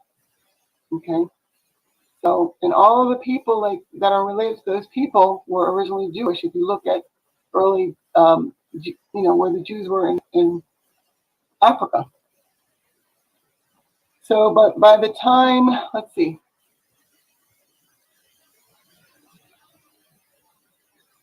by the time of, the early medieval times, a lot of these people were spread in the Asir, spread in the area of Nejran, and in the Hejaz. And that's why you have the Qurayza, who are very probably the Harith or Hareza, the Quraysh bin Kab, described as, Jewish and small and black, closer to black than any other color. But I mean, it's so much information. You just have to know the background of every tribe, or else you're not going to be able to remember or prove it. So you have to know, why I'm mentioning again and again the Sulaim, and why I'm mentioning again and again the guy, people, in connection to, because that has connection to all the other stuff in terms of West African Judaism and Israelite people, who later became the Moors, who later became Muslim in Africa. A lot of those people. So, for example, I have a question. What was your favorite part, Tyron, of the book? Okay, I'm favorite. sure you have a lot of favorite parts, but no. Yeah, you're trying to make me choose. Because the truth be told, there was an overall experience with it all, right? Because there were certain so when I get into the entry of the book, the first thing I like is that you're giving me these list of tribes, right? From Latabri itself. So I'm coming in, I'm like, okay, there's this whole new set of names that I wasn't, if I'm not aware of, I'm coming, I get this picture painted for me, right? And then how to say it? Okay, because there's a lot of aspects to your book. Yeah. I try to tell my friends, like, there's certain pages, like I swear, like there's some pages where half of it's footnotes. You know what I'm saying? Oh yeah. Academic book. Right. Yeah. I'll tell you this. I think probably my favorite part right now is actually this part that I'm talking about here in terms of the Levites being Yemen, because it spurred it furthered a conversation with me and Cohen Hamadisha to where this doesn't even have to do with your book, but this is why I like it. He started telling me about an East African slave trade that went into the transatlantic slave trade that I knew nothing about. So just being able to link this information together went into a whole nother conversation to where it blew my mind because Cohen and them, that they say that they're Yemen, their brothers are in Yemen, and so they're another Afro-Asiatic people, and he's telling me that he believes that some of them also made it on slave ships that made it to America, and so I did further research on that and found out that there's actually over 500,000 people taken from Mozambique slave ports and whatnot that came to the Americas, and it blew my mind, and we're finding out. And not to cut you, but we're finding out that there's people here in America that are actually having a close genetic tie to the Lemba when they take genetic tests, and they go through GED match and whatnot. Oh wow! Matter of fact, I just had a conversation with Cohen and on Sister East channel, a channel I'm gonna try to get you on as soon as I possibly can. With Tudor Parfit. Oh, okay. And he was talking about the viability of being able to actually start doing a DNA collects in America to see if there's to see about American connections to the Lemba and whatnot. Okay. So there. Well, yeah, they need to really do a DNA test, DNA connection of the Lemba and the West Africans too, though, because that's exactly what Tudor said. That's exactly. Oh, yeah. He was talking about that concept because he was talking about a people in a West African secret society of doctors and healers called the Lemba, and then he was I believe he was connecting them to Luengo Jews, etc., whatnot. But he was talking about there needs to be a similar thing done there that what he did with the Lemba and also going into Yemen where he and was connecting people genetically, etc. He was like, no, there's work to be done in West Africa doing the same thing.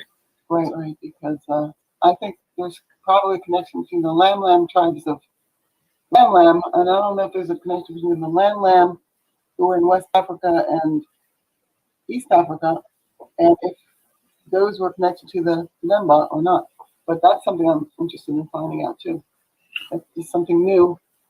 The Lam tribe. Yeah, the Lam or Amema, who are also in West Africa, who are Sonic related people. The Amema, who are south of the Barabir, Mm-hmm. or in other words, the Barabir are the Gnawa or Janewa people. And they also include the Lam or Amema, and these were Jewish people up until, medieval times. So the Sonic in general were originally Jewish. They were called the Wangara. They're the traders between the Maghreb and the Sudan. They're the scholars. They're the builders, masons. They're the, we're not talking about just a few, clans of people. We're talking about a whole group of people, because the Sonic were ancestral to many, many different clans of people. The Serer, the Masi, the Jahank, the Jalank, the Marka, many, many dozens of clans. The same thing for the guy who are related to this in ancient times. They're also ancestral to many, many different peoples. But by the time of, so for example, the rulers of Ghana, the Sonic claimed descent, the Albarabia Sonic claimed descent from the rulers of Ghana. The rulers of Ghana were Kauko, people who were otherwise called Zadai. So basically, when you're talking about Songhai, you're also talking about Sonic people. Sonic adopted the Niger Congo language or dialect group, but they were, related to the original Nilo-Saharan people speaking people of the Maghreb. So that's why, I always talk about how we don't know exactly when and where these dialects were adopted, in terms of the Nilo-Saharan dialect too, because we don't know what languages were spoken in ancient prehistoric Arabia. The Nilo-Saharan dialect may also have been spoken there, just like the Afro-Asiatic dialect one was.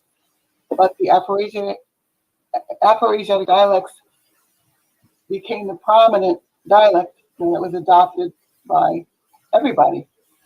And, some of the dialects are Arabic, others are Sahadic, or the South Arabian dialect. But that doesn't mean 3,000 years ago there were not other dialects there, because if you look at an early text of the Jewish encyclopedia, it'll tell you that, there are Dravidic influences. Some people think that there are Dravidic influences in the Manayan dialect. So, meaning, people related to the early Dravidic peoples possibly were in Arabia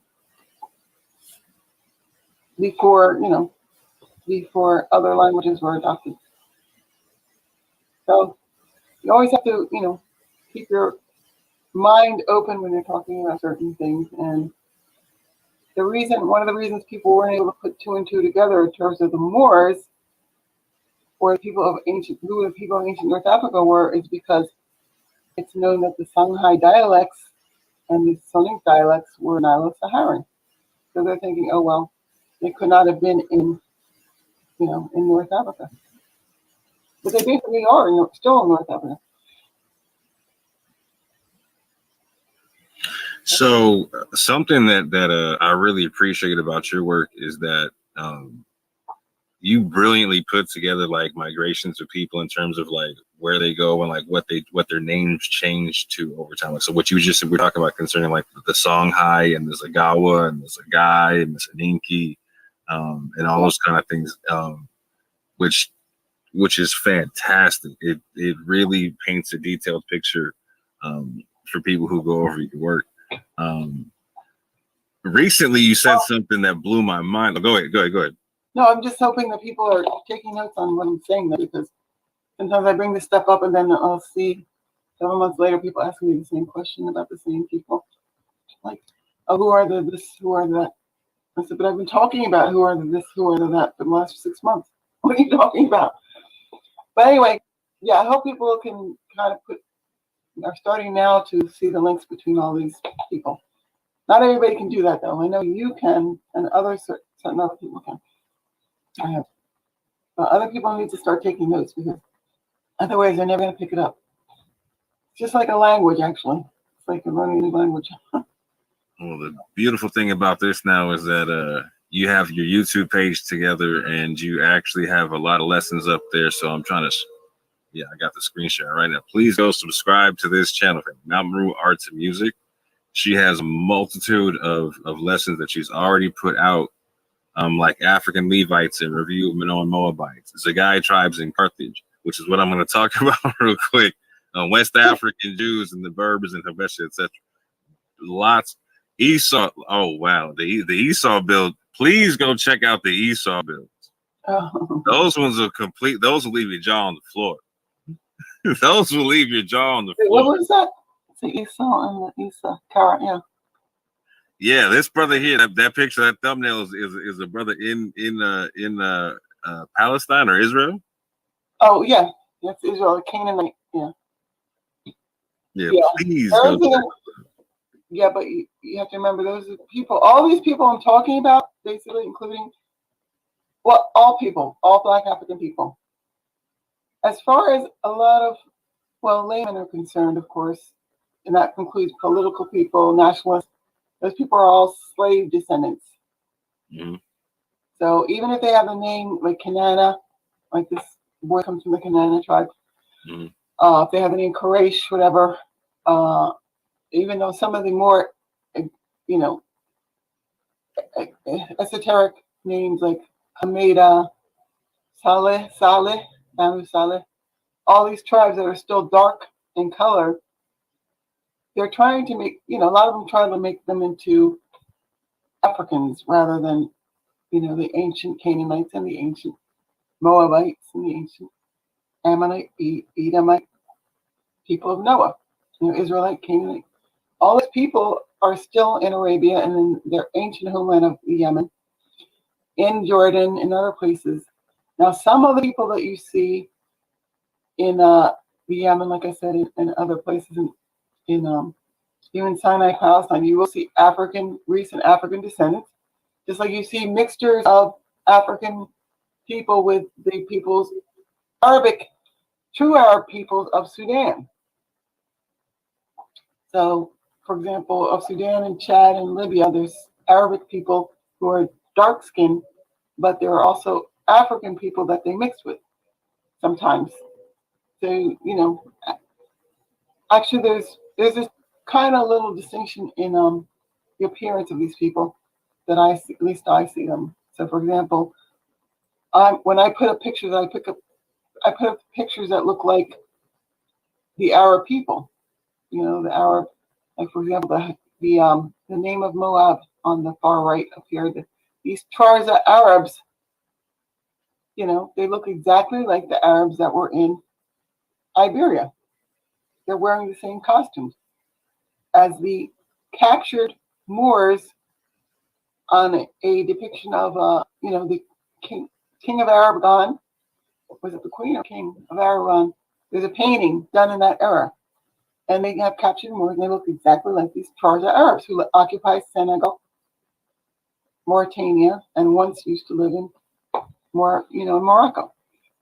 But the Tarza Arabs are direct descendants of the Banu Makil, who are, the same Makil that are in Jordan, claiming to be Moabites. So, for all Moorish Americans listening, please, if you're not familiar with the Trarza Moors, please go look them up. Trarza, Trarza Moors. yeah, I think a lot. Oh, please go ahead. No, I think a lot of them are familiar with the Moors, but with the Trarza. That's another thing. The Trarza are Arabs, they're not Berbers. They're Arabs, and so a lot of people confuse the Berbers with the Arabs. A lot of people confuse because they're both dark skinned, so they say, oh well, they're probably more Berber than Arab, or they're more Arab than Berber, depending on who the group is. And then they'll try to say that, they confuse pictures of the Fulani with the Tuareg, and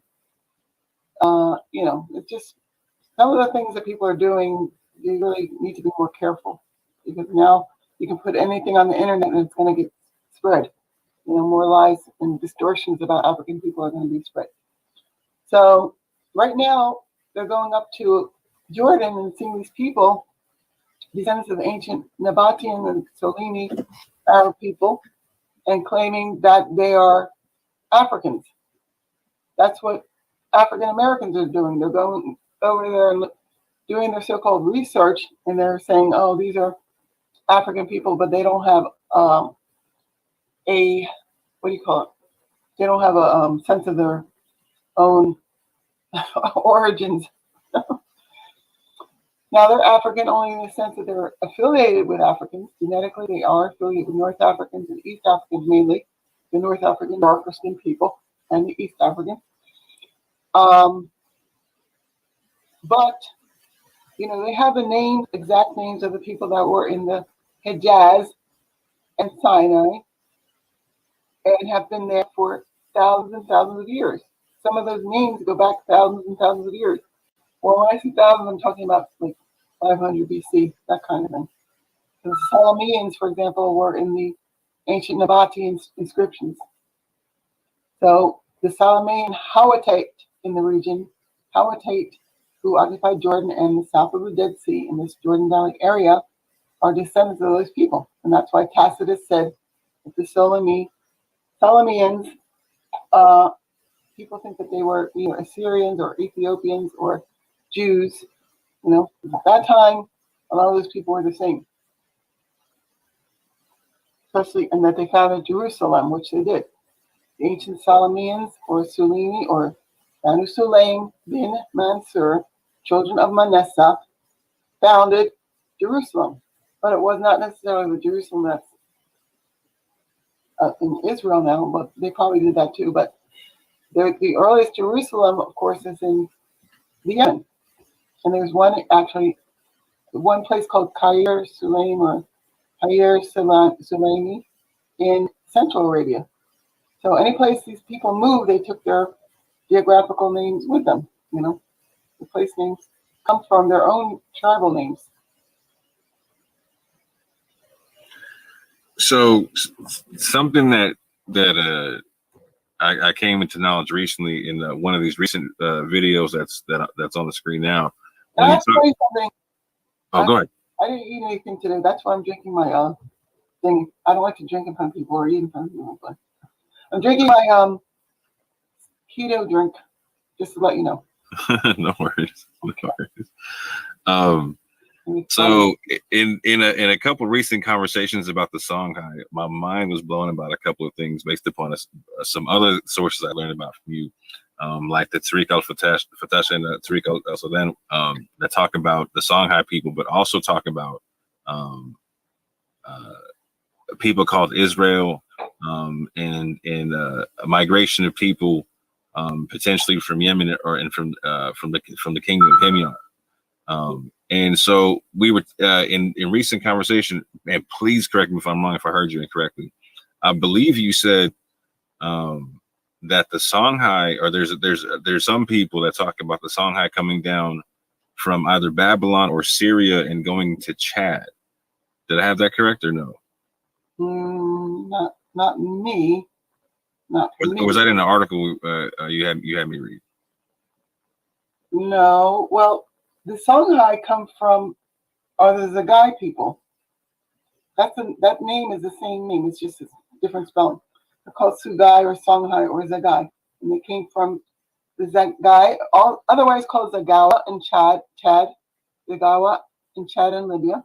They were called, and they were once spread to the coast, and that's where you get the name Zawaga Berber, or Zagawa Berber, in fact. Okay. However, no, I was saying now there's one thing that I've begun to get more information about, because, like I said, some people, some of these Judean people did come from, I don't know which ones, but did come during the time after Nebuchadnezzar invaded the Yemen. Okay. And they were, they were pushed different places. But the area of Babylon, according to Salibi, there is also the Babylon of Central Arabia. So I don't know. I have to check what exactly he's talking about. But evidently, the names Sennar and Babylon do not necessarily refer all the time to the Mesopotamian one, even though those people were also, up and way in Mesopotamia. And the Chaldeans were definitely Arabians that were in charge in Mesopotamia for a while, as were the Amorites. But there's also a Babel in, just like Canaan and a Sennar in southern Arabia. So that I have to check out, what exactly that's, how that links to the traditions of the Africans themselves that say they were once, or the manuscripts that say they were once slaves of the king of Baghdad. As I say, a lot of it could be a reference to when, like Sargon, not Nebuchadnezzar, but earlier, Sargon and other people, Shalmaneser, had invaded Arabia, and these people started, moving into Africa. Now the Levitic people, I would not have said, I don't think I would have said about the Songhai being from Babylon, because, like I said, the traditions claim that they came from, like the Songhai, Wakor, Wangara, claim that they came from, Harun, that they were the Levitic people. Now, yeah, and also, as I said, the Zagawa, or Zagai people, were the founders of, or at least of Zugatani, which is the area of Carthage, and according to the Portuguese said that according to African authors, they were the founders of Carthage, and that goes way, way back to the time, like I say, of Moses, not necessarily to later time period when the Chaldeans and the Assyrians came in and did, kind of subject Arabians, make them subjects. Now, yeah, but there were people that came in later due to, what do you call it, Sargon and, or Sharguni and Nebuchadnezzar, Nasser. Most of those people are still in East Africa, Like I say, the next thing I do on the on YouTube, and by the way, I had changed my schedule from doing it once a week to twice every other week. I'm going to try to do it. Oh, okay. So this week I'm not doing it, but next week, I think I skipped a week just already. I mean, that this will be the week I skip. But anyway, so the next week I'm trying to focus more again on, because I don't think people are getting this, on the connection between the medieval South Arabian tribes and modern tribes in the Horn of Africa, including Ethiopia, Eritrea, Nubia, and Somalia. Because, you have these Jews there, a lot of the Jews there, people with names like Falasha, or not, supposedly that's a bad name now, but that name, and also Yahar and Yibrin. But people don't seem to realize that those were ancient, or not even ancient, but also medieval Yemenite tribes. Just like, and the Yemenite tribes, those Yemenite tribes were connected very much to the Banu Yamin or Banu Yam tribe. So the Banu Yam is where everything begins, that Judean or Levitical, Levitical spread. The lineages is spread up from the Banu Lua and the Jershon tribe in that area. And I'm certain, absolutely certain, they'll never find evidence of such people like the Jershon, Banu Jershon, and Korah and Levi in the Levant, 10,000 BC. You will never find that because those people were in the Yemen, and that's why you do have ancient names of Israelite leaders and Israelite tribes in the Yemen. In fact, you have all the names of the Israelite tribes in the Yemen. I found personally myself a few of the names of the Israelite rulers in the Yemen, and that's why what I put in my book. We'll see, we'll see what people think about that, but in the inscriptions, because the Musnad inscriptions are there, and the Musnad inscriptions, of course, are the very early Sabian Manaean type inscriptions that were related to the Canaanite Hebrew. The Musnad or the Sahidic dialects, so the inscriptions are different than dialect, right?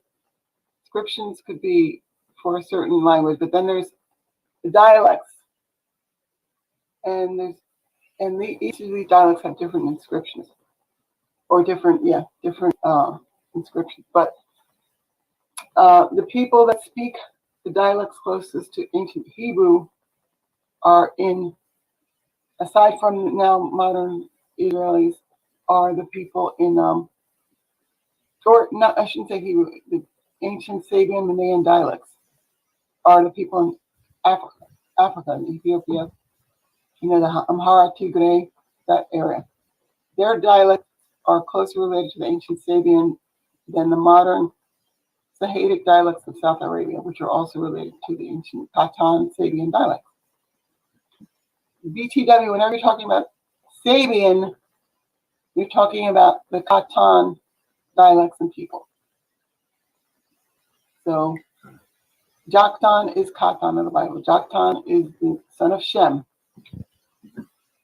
Or is he son of Eber, son of Shem, or son of Shem? I forget. But anyway, all those groups of people, the Eber or Yibrin, the Mahalil or Al-Mahali, and other tribes, even going back before Shem, are in the Yemen. And the tribes that came to be called Ham are among them. So the Hameda or Hamdan tribe, which Tabari says was called Hameda, were descendants of the Madij, who come from Khatan or Joktan. Anyway, I got off your point again. Oh, no, not at all. I don't even remember what you're talking about. No, I'm gonna bring it right back. So being that I got the Babylon Zagai information wrong, please correct me if I'm wrong on this point here, because I thought I heard you say something to the effect of what I'm about to say. So please correct me if I'm wrong. I believe I heard you say if there was like proselytization and conversion to Judaism, etc., in West Africa or in Africa, it would have been done by the Zagai or Songhai people, etc. Did I hear that correctly or no? Yeah. Well, yeah, you heard it, but yeah, but in other words, it would have been done by other African Jews, not Right. necessarily Jews coming later into North Africa, because there were a lot of Jews that came later into North Africa and Spain that were not, Black African related or Black Semitic people. So if I'm seeing things properly, if I'm looking at things like the Timbuktu Chronicles or the Tariq al-Fatash and Tariq al-Sudan, and I'm reading about Songhai peoples and empires and all that type of stuff, and I'm also reading that there's a migration that comes over from the Himyarite kingdom. Would it be correct to understand that there's and also understanding that you talk, I believe you said that the Ghanaian nobles or the nobles of Ghana were related to was it the Soninke or the Songhai? Well, really both. Okay. Yeah, by the time of between the 3rd century and 10th century, those were Sosu and they're actually both. The Wakor and Wangara were related people. The Barabir claimed to be related to the rulers of Ghana, but the rulers of Ghana were, they were Soninke, but the same people that later founded Songhai were of the same stock. So it's hard to, because we're talking about different eras. So Songhai is a later era. Songhai is a later era. The Soninke Ghana, of course, goes back to pre-Christian times, really, according to some writers. But these people that founded Ghana, they claim to have come from even further north. So Carthage, the people that founded Carthage, founded later what? They were related to people like the Garamantians, to the Zalgitani people, to the Moors, to Galgal, which is a later expression of Ghana and Songhai. Galgal, I think, it's Galgal is also called Zagai. The people were called Zagai. The people of Chukwuri were called Zagai. And they're all, considered Jewish. So that's the strange part. I don't know. I don't know where these imaginary Jews are supposed to be coming in from different places and making all these people Jewish.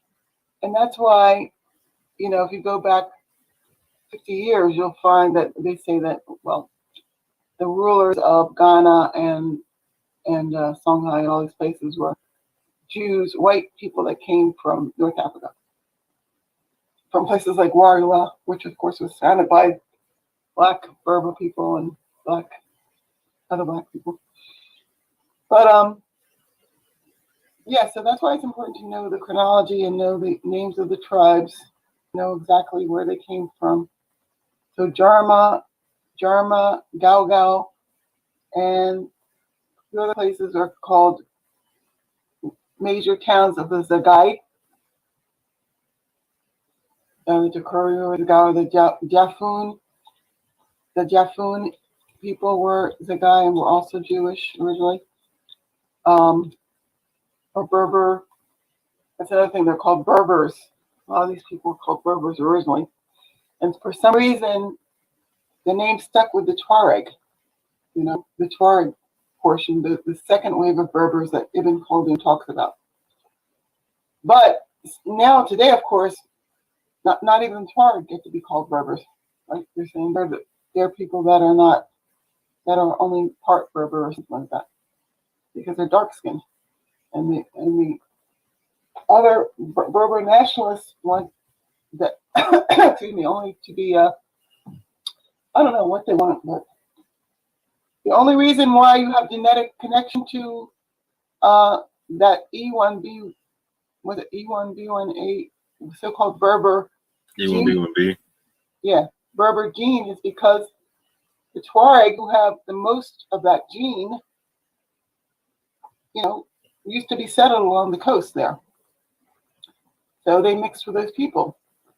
The ruler Ibn Tumart, a Masmuda, whom I don't know if he was Tuareg or the other type of Berber, the original type of Berber, because the Sanhaja settled in that area, with the Zenana settled in that area. But supposedly the Masmuda were just black-skinned Africans, heavy, not stocky, but they did not ride camels like the Tuareg. They were just sort of horse riders. They had what do you call it? They were black-skinned, but they had the tuft, that manned tufts in their head or whatever, Berber tuft.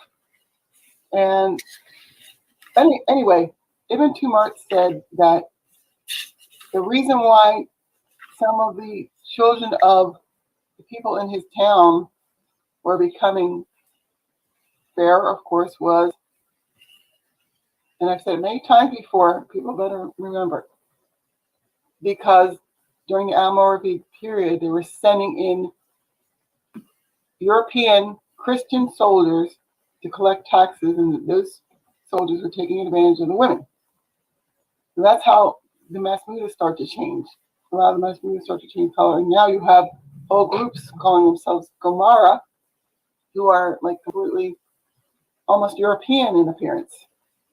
The Gomara used to be the largest group of the Masmuda. So that's like one example of how there's been a change in the North African demographics.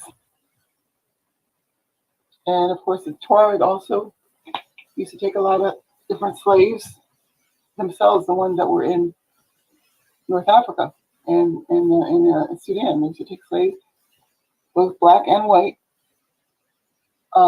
Now, when we say Tuareg, too, you have to remember we're talking about basically two groups: the noble Tuareg, those very tall people that wear the purple veil, and then the white, the people that wear the white veil or black veil are often the vassal caste or client tribes, who people are now trying to say they're the black Tuareg, but that just started in the last 100 years probably, or last 50 years. But the Tuareg in general are very dark skinned, near black, especially the ones in Burkina Faso and ones in the Sudan. And in Burkina Faso, that's where evidently that gene I was just talking about is found the most among the darker skinned Tuareg of Burkina Faso. So people have to start using logic when it comes to, where do the original Berbers come from? The Tuareg dialects probably took over the ancient North African dialects, whatever they were, possibly Nilo-Saharan. The Tuareg script is not general Berber script. Tifinagh was a Tuareg script. It wasn't known by everybody in North Africa. It was known by the Tuareg. Their name Amazigh was known by just one particular Tuareg tribe, the Imashag or Amazigh. Up until the 20th century, that's the way it was. So that name has been adopted recently by all Berber speakers in North Africa. So that's like just a nationalist thing, a nationalist name, newer name for people in North Africa in general. But it used to be the name of an ethnic group, and it was mentioned in Roman times, the Mori, Mazaziks, and Maziks, who were also found in Arabia among the Azd people. And that's why the Tuaregs, when the colonialists met them, claimed to come from Suwar bin Ad. That's why Joseph has said that the Surim or Asurim people were in Africa. That name is changed to Assyrian. I don't know if that's the same thing as Assyrian or not. But when Joseph was talking about these people, he's obviously not talking about the later people that took over Assyria. He's talking about the original Asurim of the Yemen. And the original Maziks of the Yemen are similarly found, like I said, in Nabatean inscriptions. Mazik people were not just, African people have always been on both sides of the Red Sea. That's all I'm saying. Especially the nomadic ones that were able to travel, through Sinai and stuff like that, where there's people that were sea people like the Phoenicians or Funku in the Yemen.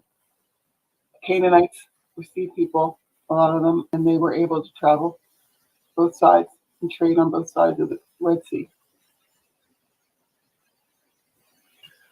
So some of the people that are listening and watching might not have been familiar with the sources of Al-Tabari and the different tribes that he brought out in Arabia. Those same people will probably not be familiar with Ibn Khaldun and the Berber tribes that he talked about that also had similar concepts. So would you mind touching on them, like the Zanata and the Jarawa and the Magrawa and the Banu Afghan and the well, first of all, Ibn Khaldun lived, I guess, a couple centuries before, after the start of the African slave trade. I shouldn't say that.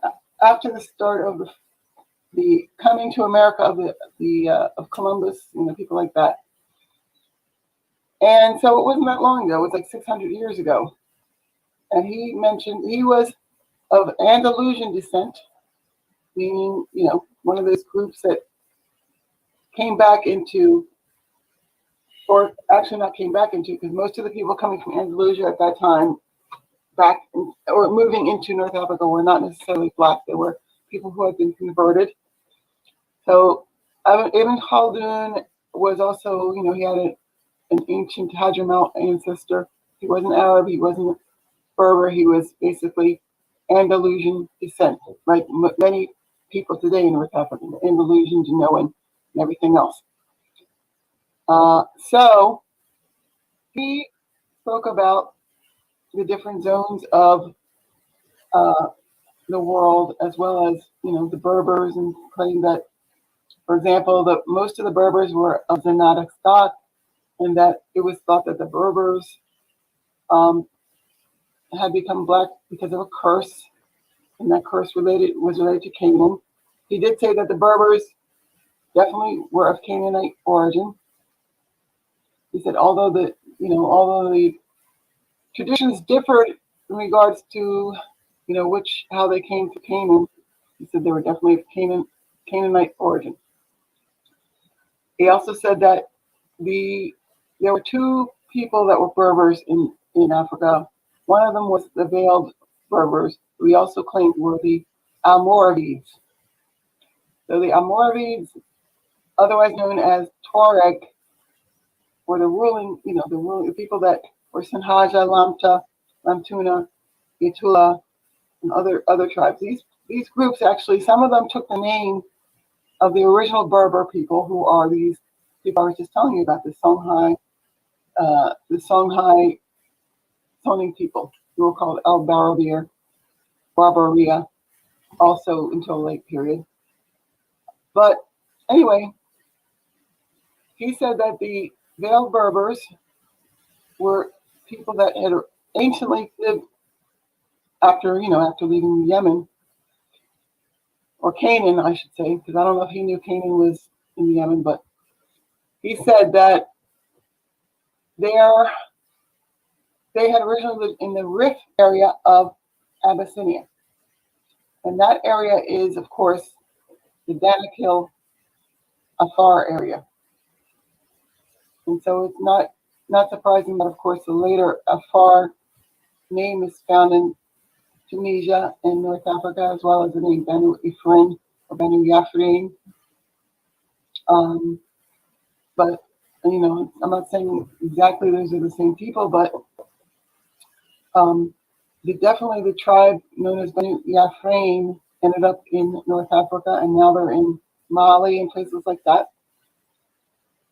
And they're Tuareg. So Tuareg, that Benu Yafre and Magrawa were part of the Zenata Berber groups, as well as the Jarawa or Garawa people, who were, of course, related to more the modern Gorain and Tubo Gorain and people like that, and the Zagai people, more related to the non-camel riding people.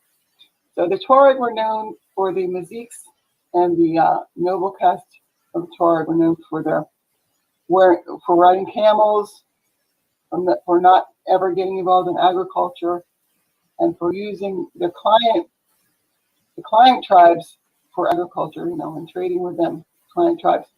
And many of the client tribes were the original Berbers, or like the people like the Songhai, who were also smiths and traders, mercantile people, just like the Tuareg,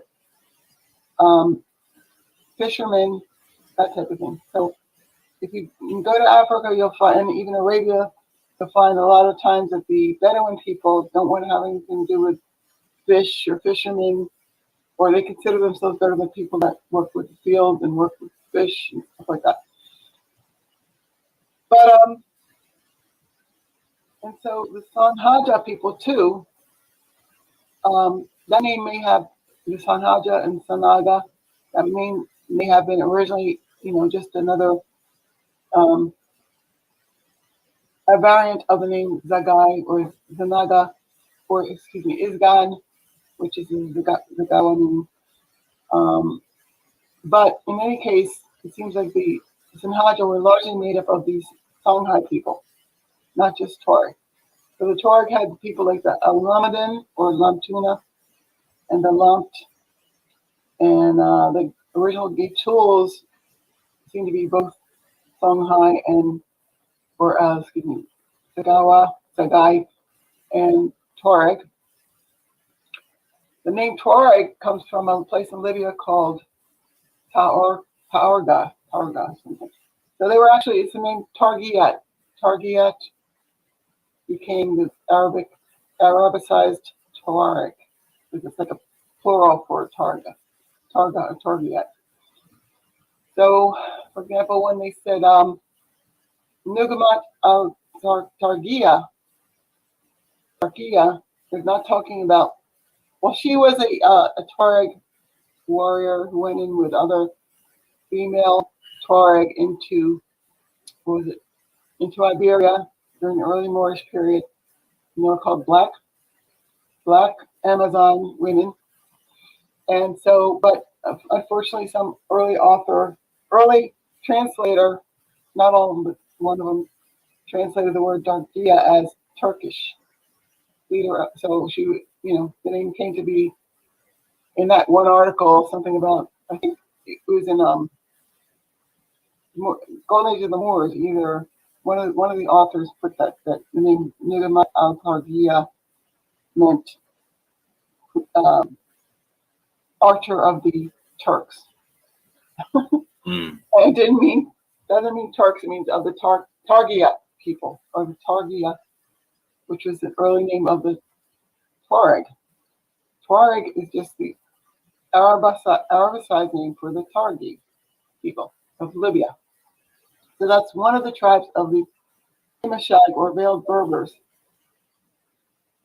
And they also had the camels. They had their indigo or purple costume, whatever, veils and all that stuff. And these people also were spread at that time, or at least 11th century, where the veiled people were spread to Zayla in Somalia, not just Zayla in Libya, because and those places were related. I remember the Havila founded Zayla, they founded Zawila and Zayla in Libya, which is part of ancient Ghana, according to Benjamin Tudela, I think it was. I keep confusing Benjamin of Tudela with Benjamin Israeli. I know one of them said that that Zawila in Libya was part of Ghana. Anyway, so that's how big, that's how expansive Ghana was considered to be, or the people of Ghana were. And like I said, even Gadames in Libya was sometimes considered part of Sudan. So that's very far, close to, I think it's westward of Garamantia. So all that region was part of Sudan, but at the same time, part of Numidia. And part of, because the ancient Numidians, of course, also were called black, just like the Moors. That's where the Moors were derived, largely in part from the Gatul, or the people called Gatuls, which were in, of course, Algeria, Tunisia, and eastern Morocco. The name Masili means Mesasili, Sili is supposed to be connected to that of the modern Shilha or Shlu region of the Atlas. So you got the Moors, the Ethiopians that lived in the Atlas or Daris. And also, Josephus, when he's talking about Diodorus, I mean, westward of Hercules and the Afrin and Medianite, all that movement is related to the people that founded the Atlas and to the Moors. So you have to know about, and Hesperia too. That's why Hesperia was that area of the Atlas originally, and that's why Saint Isidore or of Seville, 7th century, says that the Hesperians and the Garamantians were Ethiopian peoples. So, I mean, I don't know why people are so reluctant in academics. They were very reluctant originally. Now, things are changing somewhat. But during the 20th century, they were, trying to make everybody from the Garamantes to the Moors to the Yemenites and Indians into white people, white matriarchal people. And Theop talked about that. The Garamantes being black matriarchal, white matriarchal people ruling over the black teeming race of Negroes. That was the narrative up until probably just 15 years ago, as far as I'm concerned. Wow. I don't even know. I think Martin Bernal had a lot to do with changing that, or starting to change that, because all I know is that in this new book called Black Athena and other books that have started coming out, you see where they mention Isidore of Seville, stating that the Moors are black as night and that kind of thing. And at the time, in his time, in the Roman times, the word Moor for them just meant a person that was black and was used synonymously with the word Niger. So the academics, it's changing. The Garamantes too, they're saying were black skinned, and they talk about they're looking into the works of the what is it, Gothic? What was that? Luxurious was a writer who wrote about the Garamantes. I think he was a Vandal or descendant of the Vandals or something. Goths or Vandal, I forget. And he wrote about the Garamantians in an epigram being black as pitch, that kind of thing. And then you go to, there was a book before that called The Eastern Libyans that said that the Tenahu people, after a certain time period when the people of the sea came in, before that, it was mainly the brown type of Libyan, but after that, you do see more of the European under the name Temahu to Tehanu. But that had nothing to do with later Berber peoples, nor did it have something to do with even the early, especially not to do with the early Moors. Those people were not necessarily ancestral to many of the people there now either, because a lot of the people in Libya today are descendants of slaves that were brought in, and Noans and other people, Romans, other fair-skinned people that came in, much later. So I don't know why people are trying to make ancient Berbers into those people of the sea people. So speaking of the ancient Berbers, can you walk me back to the term Berry or the Berry people, and is there a connection, and if so, what is the connection? Yeah, the Zagai or Zagawa people, their indigenous name is actually Berry or Beria. That's actually their name, their real name. However, the Arabs picked up on the more ancient Zalga or Zawega name, and that became prominent. And it supposedly means they're a type of their sheep or lamb or something like that. But that name has been in the area, in that North African area for many ages. So that's one of the Berry people, and then the Gnawa or Jainawa, who extended, to Medina or part of Wargla in Algeria. They actually extended between Wargla and the Atlantic, and they were descendants. They considered themselves descendants of the ancient rulers of Ghana, which was in Mauritania. Ghana, the town, was in Mauritania, what's now Mauritania. So there's been a consistent movement of Berry people, or Al-Barabir, further southward. So these Gnawa or Gnawa people, in the 11th century, the Tuareg of Tadmaka start invading them and taking them as servile people.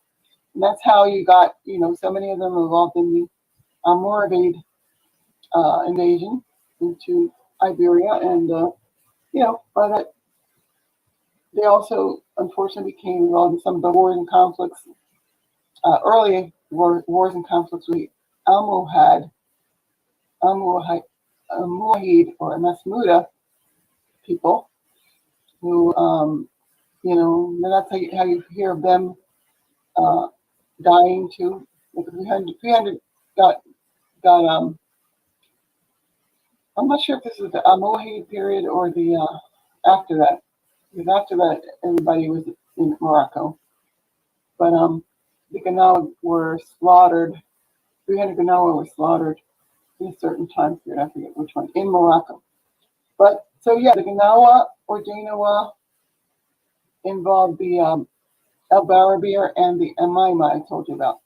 And of course, originally before they became Magians, because the Magianism was also a very big thing across the Sudan, especially with the Tuareg before they became Muslim.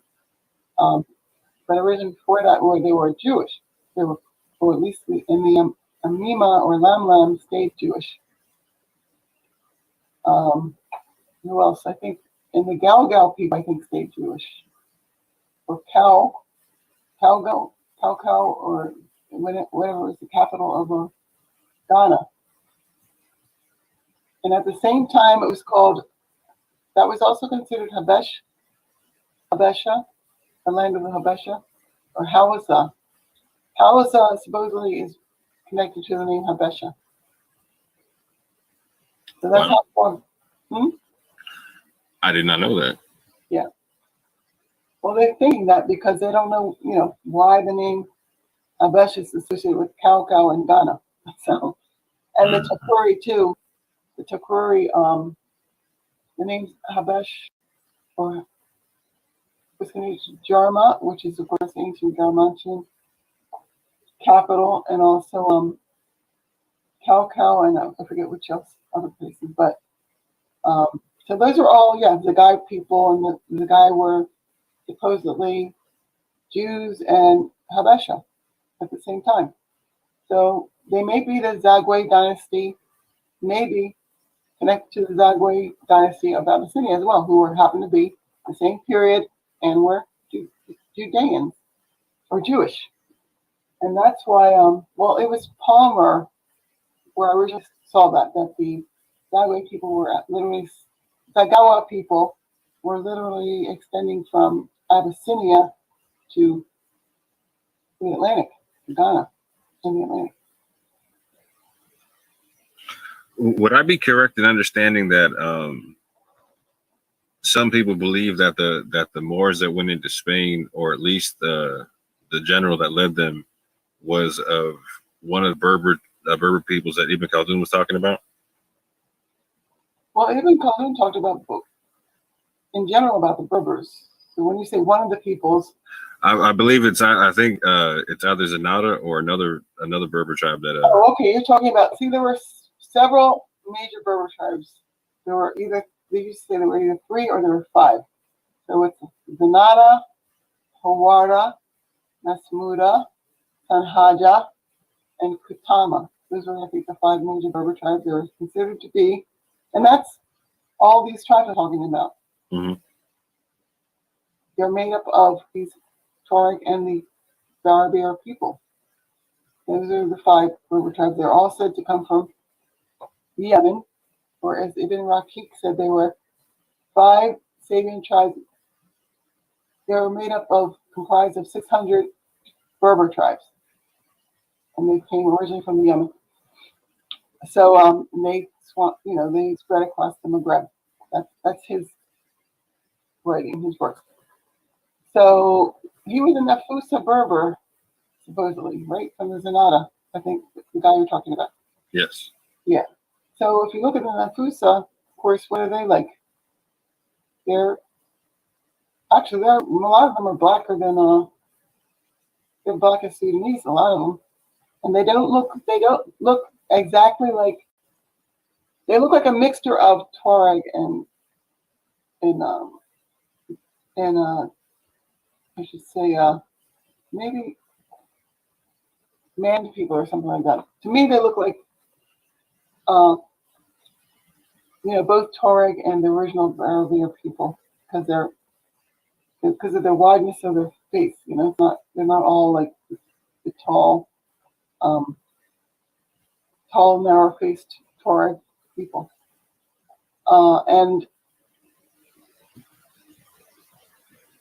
So there's a lot of people who are made up of both of those groups. So Sonik were a Mandinka people, and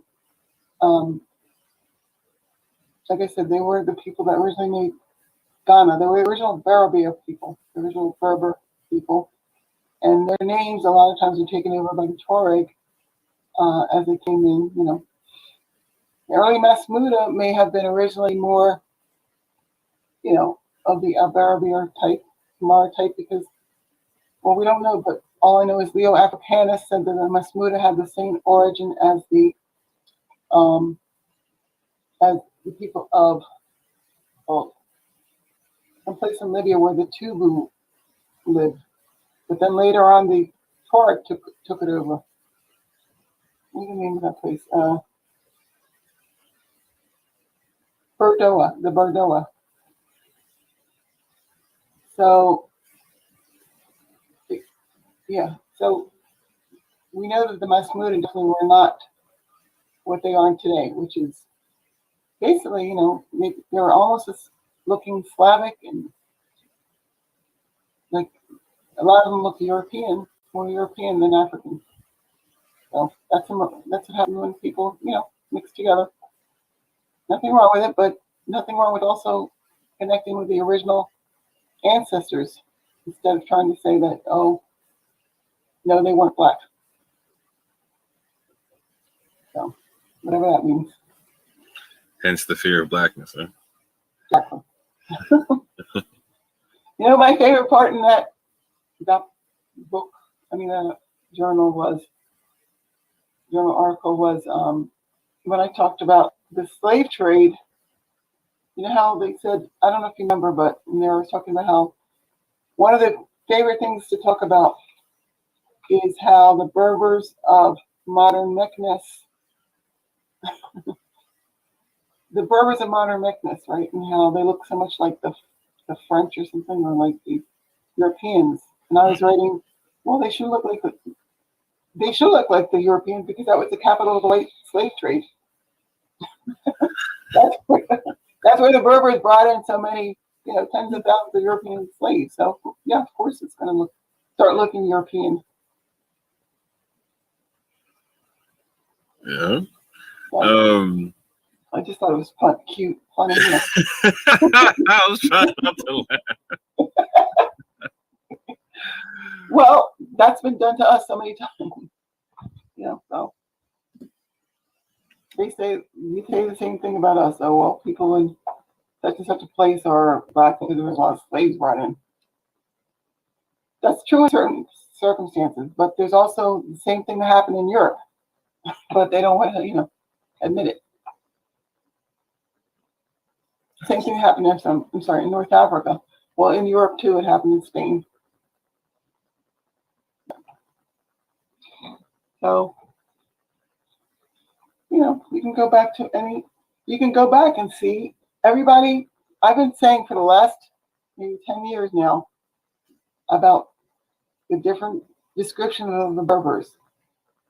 You can say that Europeans described the Berbers as black because they saw everybody with dark skin as black. If you want to say that, fine. But when it comes to Arabic descriptions or descriptions by Iranians in the Arabic language, whatever, when they're talking about Berbers being Aswad or, black or darker than the Beja, that kind of thing, because Ibn Butlan of Iraq claimed that the Beja women were golden colored, while the Berbers were mostly black skinned, and only a very few pale ones among them. So, and I mean, by now people should have this in their head. If they want, they should have that automatically in their head, Masmuda, who said they were black skinned? Abu Shama, the Syrian. Ibn Butlan, Iraqi Christian, former slaves, both of them, I think, former slaves.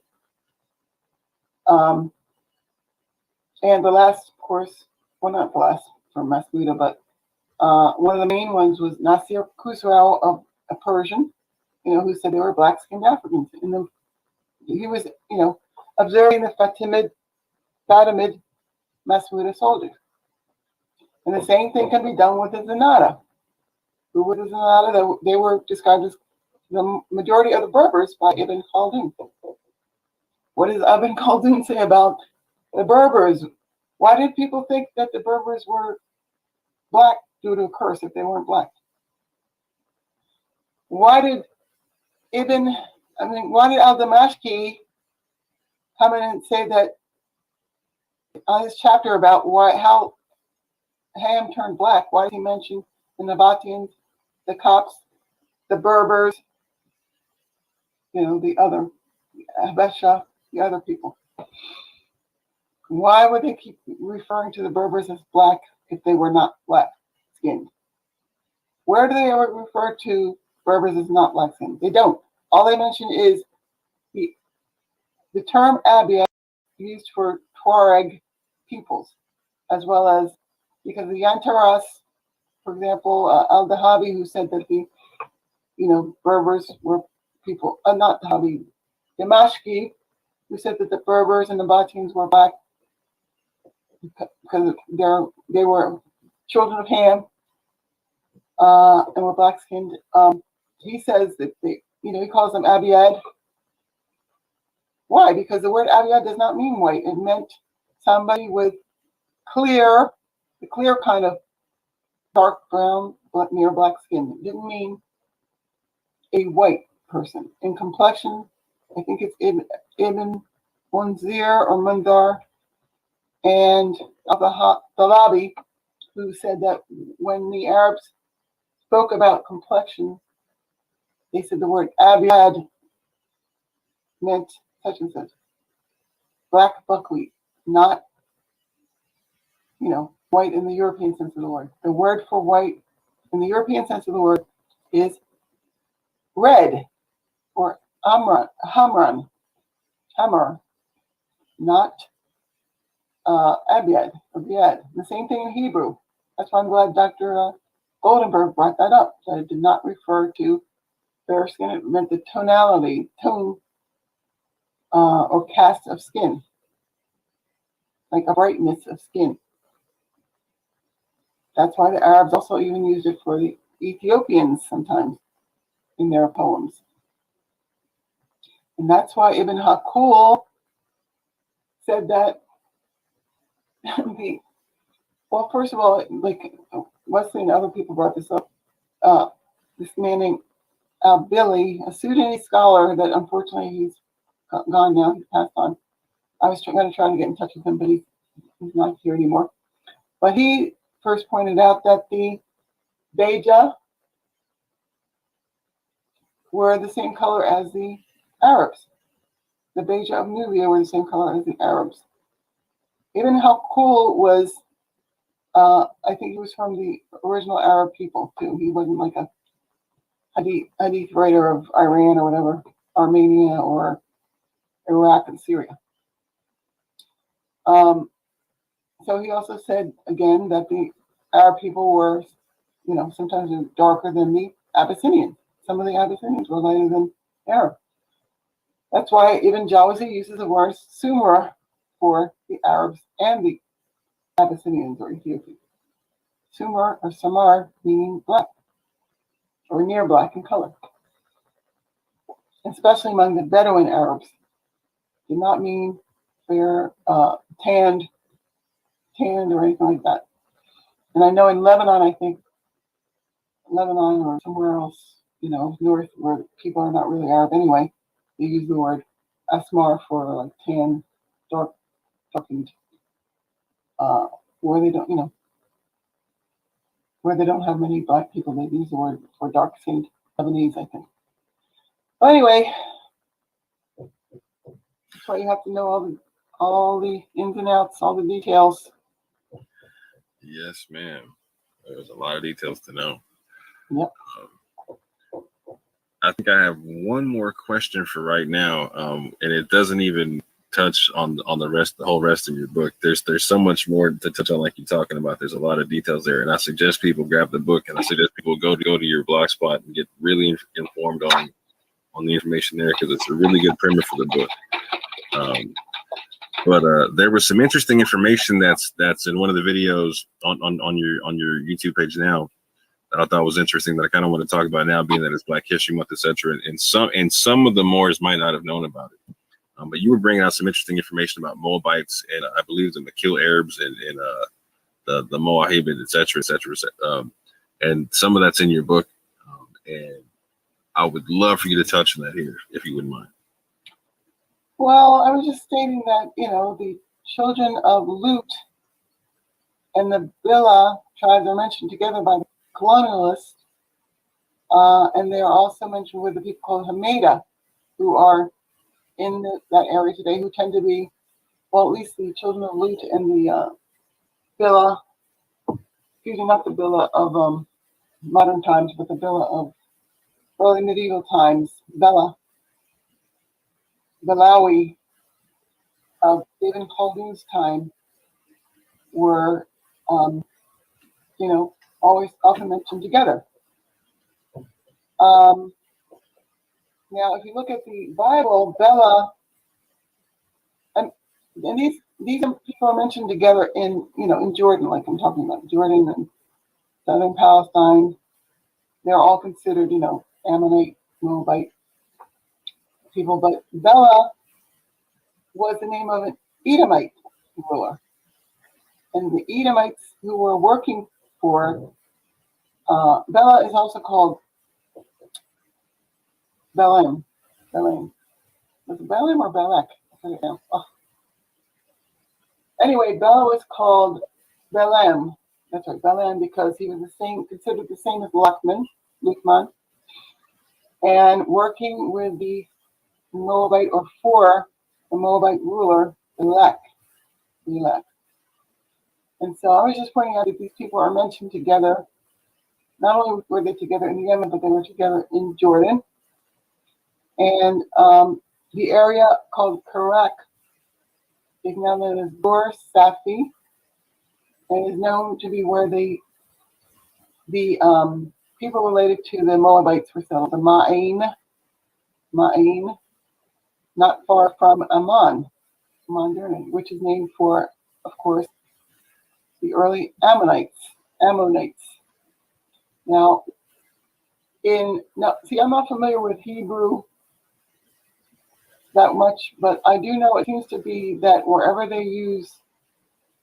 when they use the letter O sound, where the O sound comes out, seems to have been a different letter. I don't think the Arabic or the early Canaanite people use O as much as modern people speaking Hebrew in Israel do. Interesting. Yeah, because Ammonite would have been either Amun or Aman. So the Umatai or Ammonite, they're called, by the ancient Greeks, they're called Aman or Uman. And the Uman, of course, of modern Oman, what we call Oman, say again, Uman, they are supposed to be the same people as Oman or Aman. The Aman were next to the Kudat along the coast of Yemen, but they also came to live next to Petra in Jordan. And they were the founders of, according to the ancient Greek writers. I forget if it was Ptolemy or Pliny, I think Roman. I can't remember who wrote that, but they were living next to Petra at that time. The Omanitai, they're called. So today, that area that they founded was called Ammon. Now, in the Bible, of course, the Moab and Ammon, or Ammon, the Ammonites, are children of Lut. It's also called, we call them Lot, but in Arabic, Lut. And of course, the Maonians are with them. They're supposed to be some kind of brethren. And then Zohar was a daughter. Zohar was a daughter? No. What's the other? There's another name of, anyway, these people found all those names. The 5 names that they had of the Moabite lands are found in Jordan as well. Among them are Zikra, or Zikra, and I think Zohar is another one. Beit Shan is another, and I forget the other ones, but I know also that Jericho is in that area. So it's called Ariha in the Gower area or Jordan Valley area. And you still find black people in Jericho. And I think that Canaanavoy, in fact, even came from that picture that you showed in the beginning was from Jericho. But there were also Jews in the Gorani area, or Jordan Valley area. Now this Goran, when I'm saying the Gower or the Goran area, that's not the same as the Quran of Africa or the Quran of the Radaman tribe of Madij in South Arabia. That's different people. They might be the same people, but they're not connected to the Gower area, which is in Jordan. And they're just called Gorani, meaning the people of the Gower. Now, Gorani has come to mean like the Valley Blacks, refers to the Valley people, but now it means like the Valley Blacks because most of the people there are, the Gorani are black, or near, the dark people who look like Africans, or brown people who look like Africans, sub-Saharan Africans. And those are the people that are called in Crusader texts, they're called the Moabites. So, but even as late as the colonial period, the colonialists refer to the Hameda people up there as, descendants of Lut and the Moabite people. And it's the Hameda people that were supposed to have held Moabite stone. They got that stone from them. And the Hameda also, of course, though, came up to that area probably in Islamic times. And if they didn't, I know they came to Sinai in Islamic times. And they were also in Sinai as miners. I was just saying how that Tabari had said that the Hameda are also known as the Hamdan. In Yemen, they're known as Hamdan, but they're the same as the Hameda. And they are found in different parts of, Arabia, and were often associated with mining. Often, of course, a lot darker than modern so-called Arabs that are not, they're more Syrian looking. And they are the descendants of the people in the Bible called Hamathites. They're the miners called Hamathites or Ham. So they occupied the coast called Hamaon. Hamaon, where there was gold right near Canalna, which is the land of Canaan. These areas are south of Jordan in Arabia. But Moab is very much connected to, the Ham, even though, the Moabites and Ammonites, I think they're supposed to be in the Bible. They're both Hamites, somehow connected to Ham and Shem. Just like Lud and Mesh and other people are sometimes made both children of Shem or children of Ham. And that's because the Ham of the Bible was actually descendants of these Joktan people, Joktan or Katan people. So it's really not relevant to, in a historical context, that idea of Ham, Shem, and Japheth being three different colored people and three people from all over the world. It's not relevant to the real original peoples that were known under those names as Ham, Shem, and Japheth. And even in India, you have the same thing. And what was it? Homa, Sema, and Jalspita. The same allegory. So I don't know which came first either, because possible it came from the same people, the versions, that kind of thing. So with that, family, we have not even touched on close to everything that's in the book. There's a lot being left out, and we've already cracked 3 hours.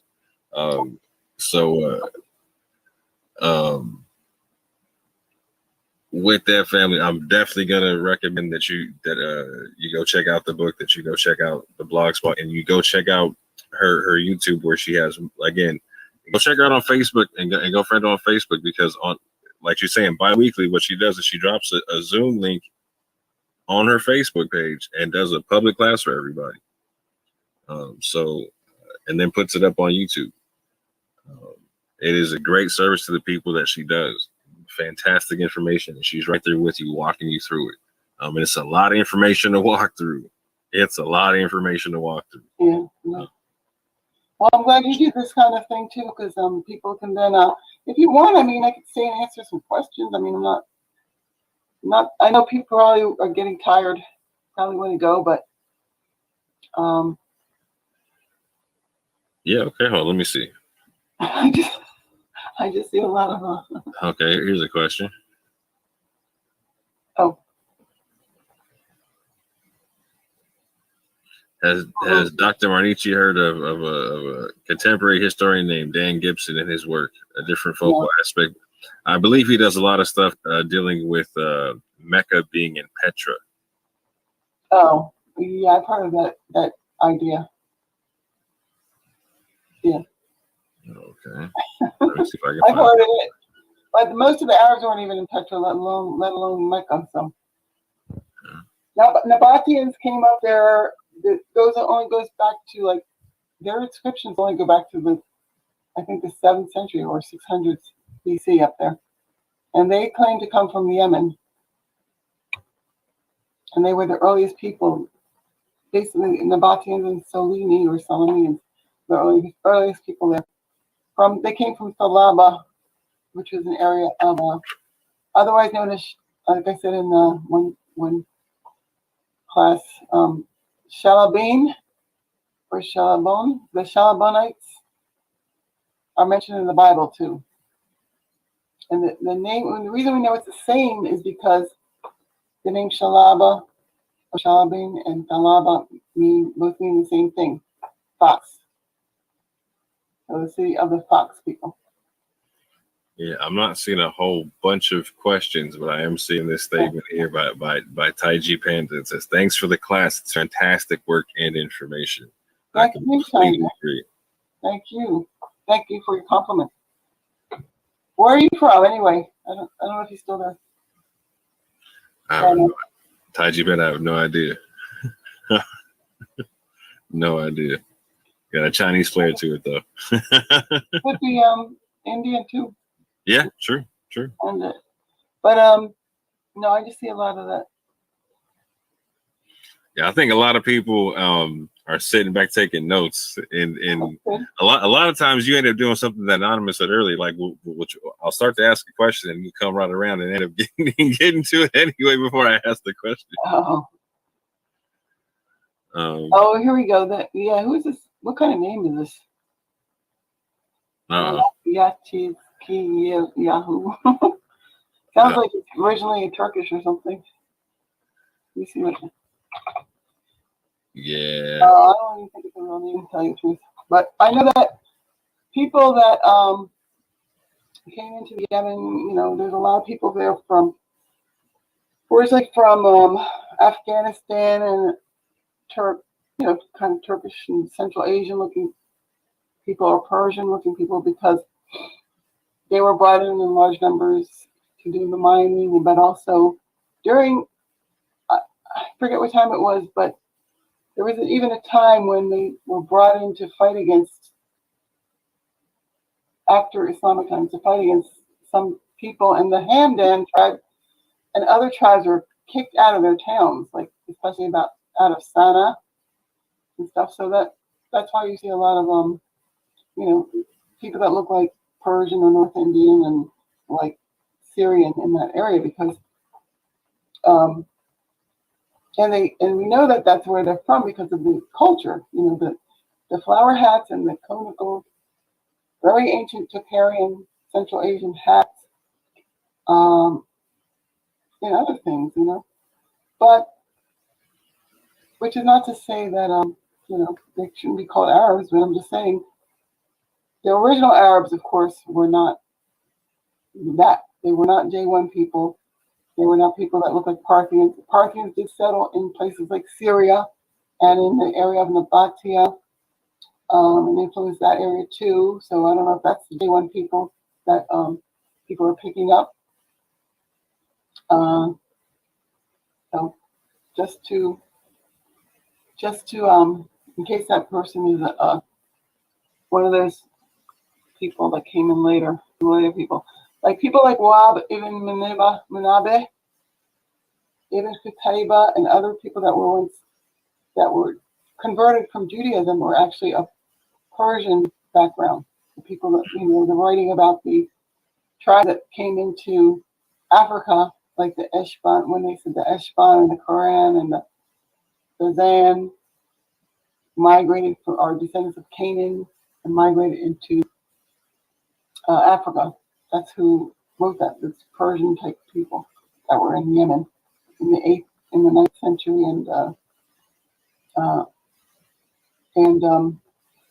well, I don't want to take up a, I don't want to go on and on, but I just find it funny that people, why am I the one that figures out that point when you have the Munabbih descendants of the Janba tribe? The Janba look exactly like Persian. And you have the Janaba tribe who look like, they're like black and they look like Arabs. They look like more like Arabs. I don't know how to explain it, but there's a different look to Arabs than these Syrian people, Syrian and Iranian looking Mm-hmm. people. Mm-hmm. Anyway, they both claim to be Madij, and yet Madij said that it, it would be impossible if there was ever a fair-skinned Arab. That's what literally they write, and that they said, and what is Ibn Rabbi of Cordoba, he wrote about the Madij who said that, and that not only that, but that seeing one was as rare as the seven wonders of the world. So, but that was like, over 1,000 years ago that they said that. So things change. So Mike P wants to know where is ancient Sumer, or where's the modern day place that you would find ancient Sumer, if that makes sense. Southern Iraq. Southern Iraq. Earlier, did you say that Kamal Salidi said that he believes that it's in Central Arabia, or okay? No, I said Babel. Babel. Excuse me. Big difference. Thank you. Yeah. Well, now I'm not saying that both the original Babylon and Babel, or the Babylon of the Bible, or the Babylon of the Sennar of the other texts were the same thing. Just like Damascus is also found as a tribal name in the Yemen, and in a place in the Yemen in a seer. Then if you look up now, you could find the name Damascena or Damascus tribe, among one of the fighting people fighting the Houthis or Houthis or whatever they call it over there in Yemen. All those tribal names are still there. It's not like they disappeared or anything. The Damashik, that's it, Damashik tribe, the Agag tribe, because there's an ancient Agag in the Bible, Most of those tribal names are still in Yemen. Now, not all the people look the same as the ancient Yemenites, but for example, a lot of the Yemenites claim descent from Hamdan. Of course, the Hamdan were one people, and of course, they were not fair-skinned. But the Bakil and other groups of major groups of Yemenites claim descent from the Hamdan. And of course, the Hamdan were of the Madij, they were both black. They were where we get the name Ham from, and that so-called curse of Ham comes from them. Was there in your book, was there connection with Hamdan and the Hamathites, or did I have that? Do I have that one? Yeah. Misconstrued. Okay. Yeah, we have to, and you can see it because the names of the tribes remember, the Hamathites are the ancestors of the Kenites. The Kenites are the ancestors of the Judeans. If you look, you'll see the Kenites and the Judeans. Caleb and the Judeans are all related to the Kenites, right? So, I'm looking at this competing between the Arab Civil Wars and the various Crusades period. The Great Mountain. Arab Civil Wars. Which one is that? Sankofa John, can you try to clarify a little bit more? Yeah. I think he's probably talking about like maybe the back and forth in Islam. Oh, Islam. I don't really know much about it. I don't even get into Islam really, or the Abbasid and the Shia and all that stuff,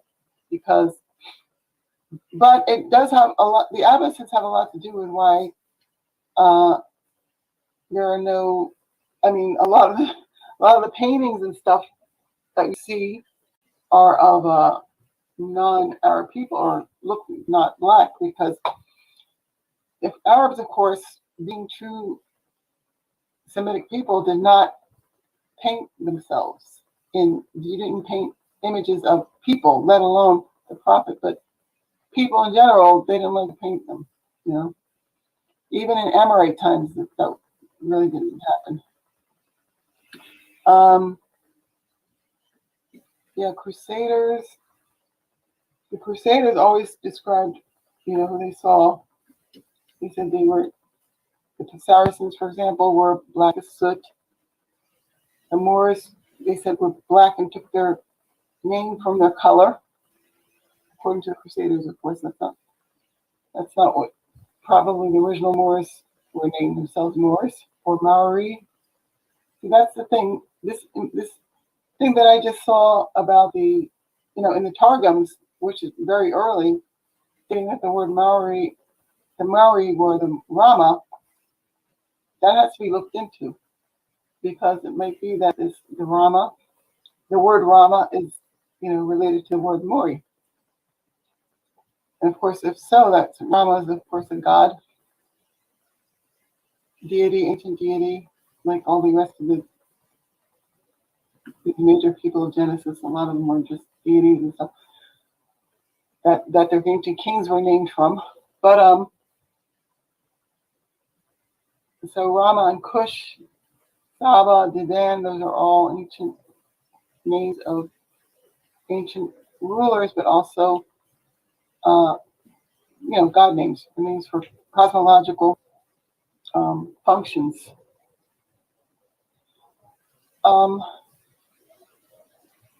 I was saying something before I stopped, but and then we were trying to get off, but I can't remember what I was talking about before. Oh, wait, one thing, Kenites. Yeah, if you look in the Bible, you'll see that all these tribes of Judeans, the Salma, Bethuel, and all those people came from the Kenites. And Kenites and Hamathites, those were, I don't know why I got into that, but Hameda was the house of Hameda or Rechab were related to the Kenites. And those were, the Sulaim, bin Mansur, have all those tribal names. That's what I was trying to say. Have all those tribal names within them. The Halik or Halakites, the Watar, Utur, or in the Bible it's Ater. You have the Musalima or Meshulama, and Meshulama. All those are names of tribes. The Sulaim tribes among the Hawatite and Harb. Or Harb are the people in Hijaz, between Mecca and in Hijaz. And the Hawatite were people further north in Petra, in that area, Petra. And those people are like the Hamatite people. Now, interestingly, yeah, I'll have to look up. I think I got into that because you told me that somebody said something about Mecca and Petra. Yeah, Dan Gibson. However, it's known that as far as the people that are concerned today, they don't go back there back to several hundred years BC, except for the Nabateans. The Nabateans were, of the Azd people, Salaba, who later became known as the Nabit or Nabate, who came to be the Ansar people, the Nabites of the Owls, who kept their agreement with the Sulaim until the time of Muhammad, who said, no, you can't have that anymore in Islam. And the reason we know about their agreement is because of inscriptions that talk about the contract that they had with each other, the Sulaimi or Salamians and the Nabateans or Nabit tribe.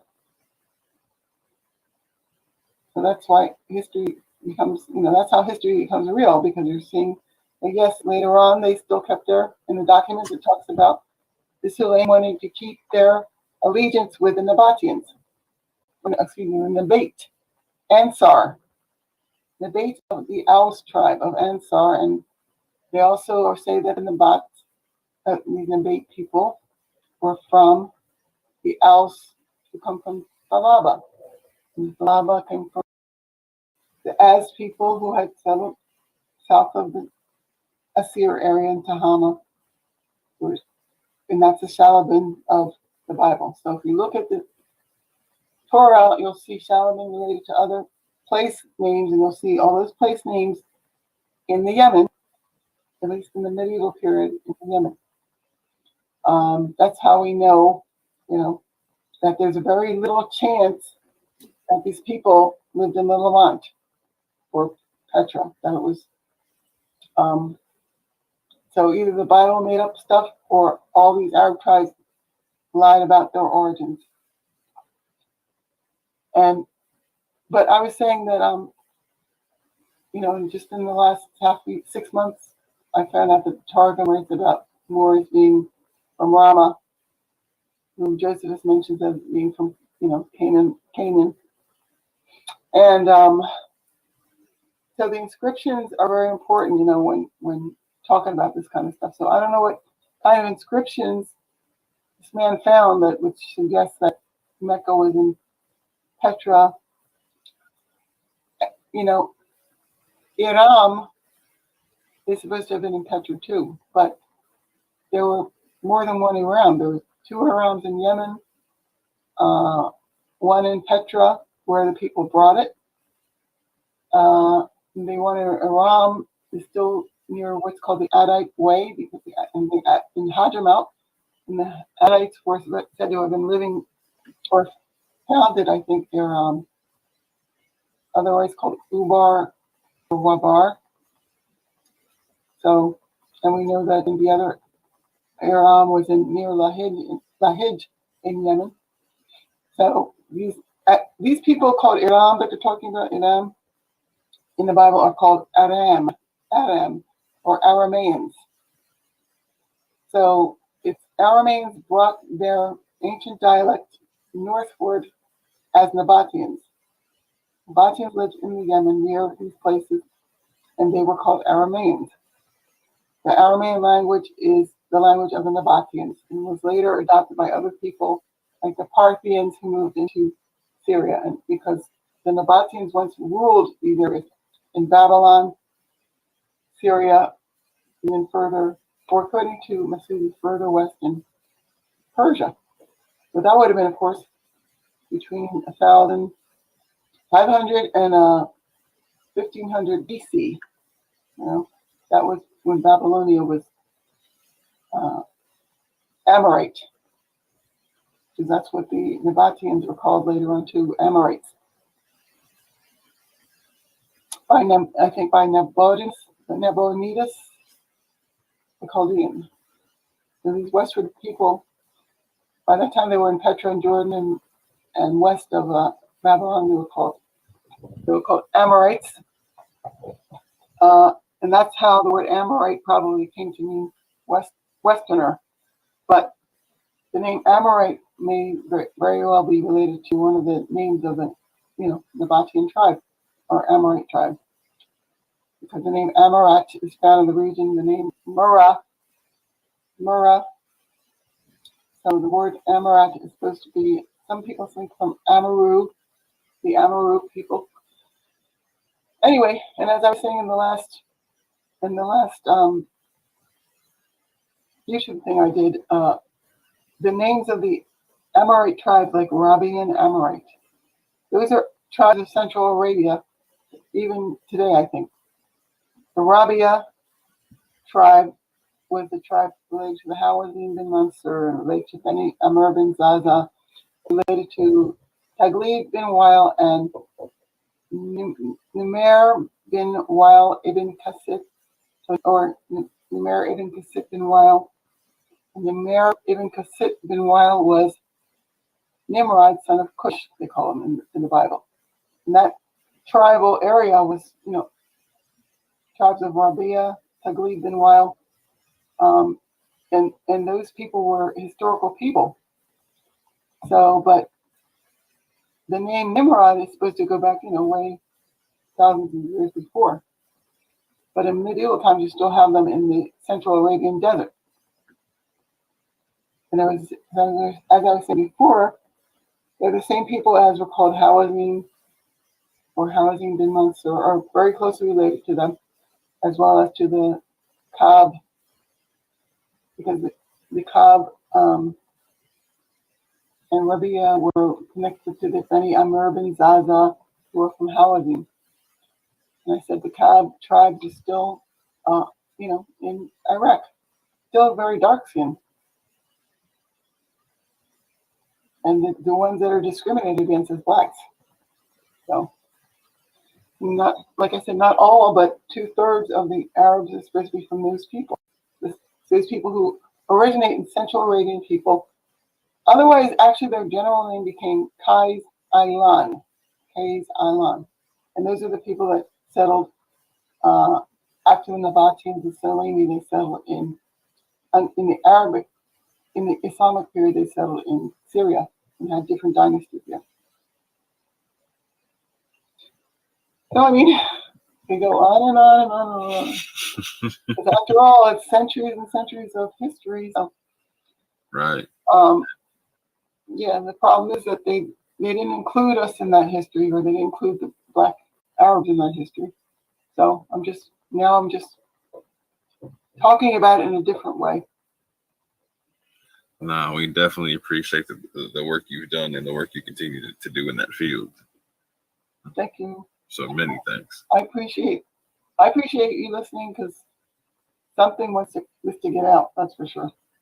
I know that's right. I don't want to, and I hate stopping you because, like I say, like a lot of gold comes out. Yeah. Treasures, like they said, the gold. What's that one that Ibn Abdi Rabbi said? The unique necklace, the precious necklace, because the Arab history for them was, all the history and the different genealogies of that. That was those are jewels for them too. Even if the people were not Arab themselves, like Ibn Abdi Rabbi, who wrote that, he was not Arab, he was Persian origin, and he lived in Cordoba. So he might have been Arabic, but he wasn't Arab in the sense of being of the original Arabs, or at least Now, many of these people could have had, some of these people, like in Iran, could have had an Arab ancestor. I'm not saying that that's not possible, but the earlier Arabs would not have considered them Arabs because, like I said, they considered fair skin to be, first of all, they looked down upon it because it was the complexion of the slaves. They considered themselves connected more to the Africans. Bilal himself was not African, he was Arab and African. He was not completely African. I think his father was Arab and his mother was African. But anyway, yeah, so if people want to keep changing history, then it has to be changed back. That's all I got to say. They want to make up slave narratives, Tarzan, you can play that game. We can go through and talk about all the different places that the slaves were taken from the Greeks and the Slavs and all that stuff, and which tribe they were brought to in Arabian and North Africa. I could do that. I've done some of it already, but I really would not like to talk about that. I really would just like to talk about the history of those people who were the Arabs and the Berbers and Israelites, Canaanites, and how their heritage became lost and was adopted by other people who have since changed a lot of times the meaning of the culture or the heritage, because there's certain things in there that if you mention it's considered haram, or it's considered to be taboo now to talk about it, by the Middle Eastern people that are claiming to be related to the Arabs.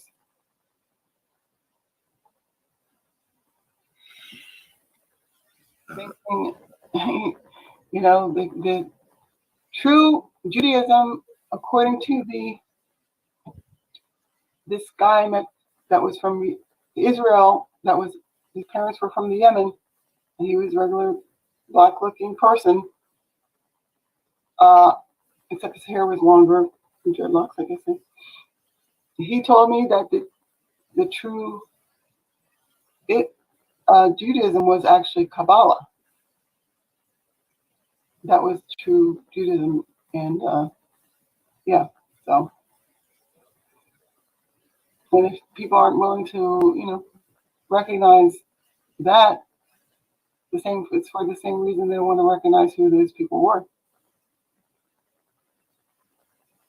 They don't want to recognize that a lot of it was based on astrology, more related to Hinduism in many respects than to, or Sufi, the Sufi tradition. That's why I would like to study that, because I think that's probably closer related to the original Arab, Arabian worship.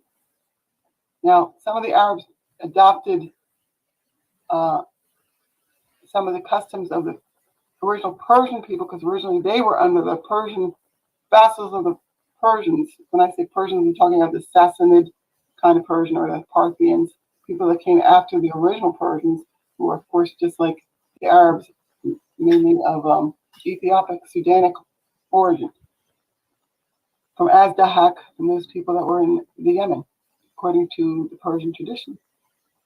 So Zoroastrianism and all the Kabbalah and even the African, the African mystery traditions are all related to early Islam too, to Sufism. So it's kept in Sufism, it's kept alive in some of the esoteric traditions of Christianity, Gnostic Christianity. So those are basically just traditions of the the original black people of those regions, but then other people came along and couldn't comprehend it, because that's not wasn't part of their world. Astrology and all that stuff was brought to their world later. No, I was saying that the Arabs have been vassals of the Parthians, or Sassanids, or maybe both, I forget which one.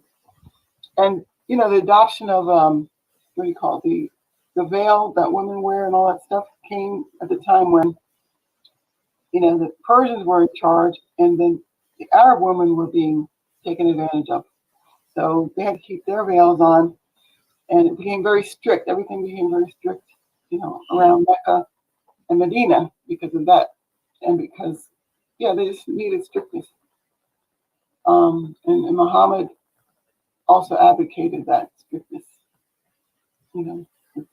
Aside from being also originally of Judean origin, the Jews were more strict in certain things, even up until late. They didn't drink wine. They didn't. There's just a lot of stuff that also became part of Islam, early Islam. So everything has to be taken into account. You have to acknowledge everything. How much Judaism and the Judeans basically were the Sulaim people and other Arabian people that later became Muslim. A lot of times, the same thing for and also the Christians. Mike B asks, is there any connection between ancient Persians and people of India, Pakistan? Well, that's what I was just mentioning. I was just talking about the people of Persia and how originally, they were connected to why am I hearing the echo? You see, can you hear me? Yeah, I can hear you just fine. I don't hear echo at all. You hear an echo? I hear an echo. I don't hear an echo. Okay, let it gone. But anyway, no, I was saying that every group that has been in Arabia and Syria and Iraq, Armenia, all those people were also part of the people of what's now called the Indian Peninsula. So yeah, of course, Pakistan and India, those people all moved over there. But what happened was, and there was also the Austric people were already there in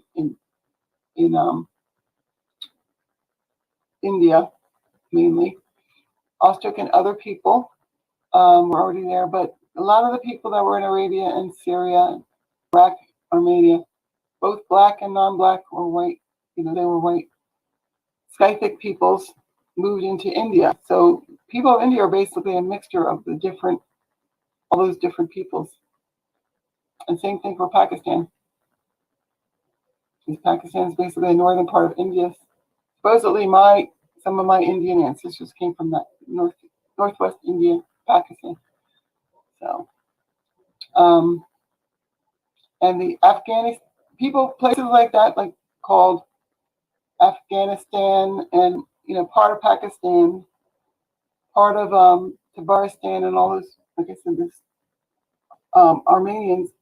That area was Persia, and also influenced by Persian populations and culture. And of course, like I said, there are different Persian periods. The Achaemenid period of the Dahai people, who were said to be from Azdahak, all those darker skinned Persians were supposed to have been from Arabia, claiming descent from Azdahak, the brother of Adnan, who founded Aden in Arabia.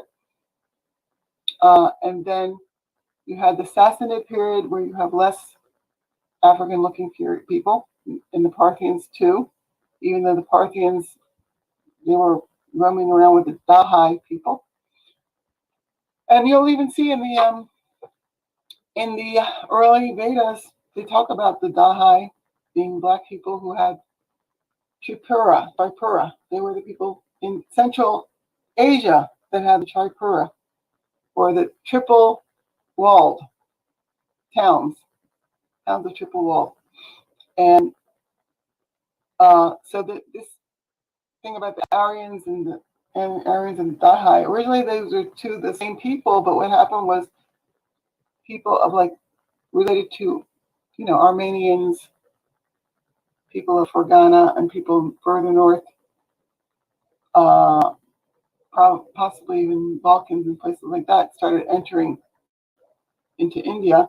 And they, just like the change that occurred in the interpretation of the Torah, the same thing happened in the Indian texts, where you have the Aryans becoming basically the fair-skinned people ruled by Indra,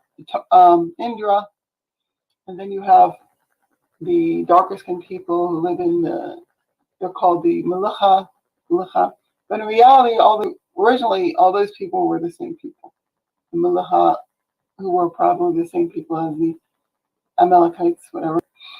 And because I say that, because in one of the ancient works, I forget the name of it, but it talks about the Melucha people having a leader named Musa, and of course in the Misra, Katharvedi, or Kaftorim, and all these descendants of,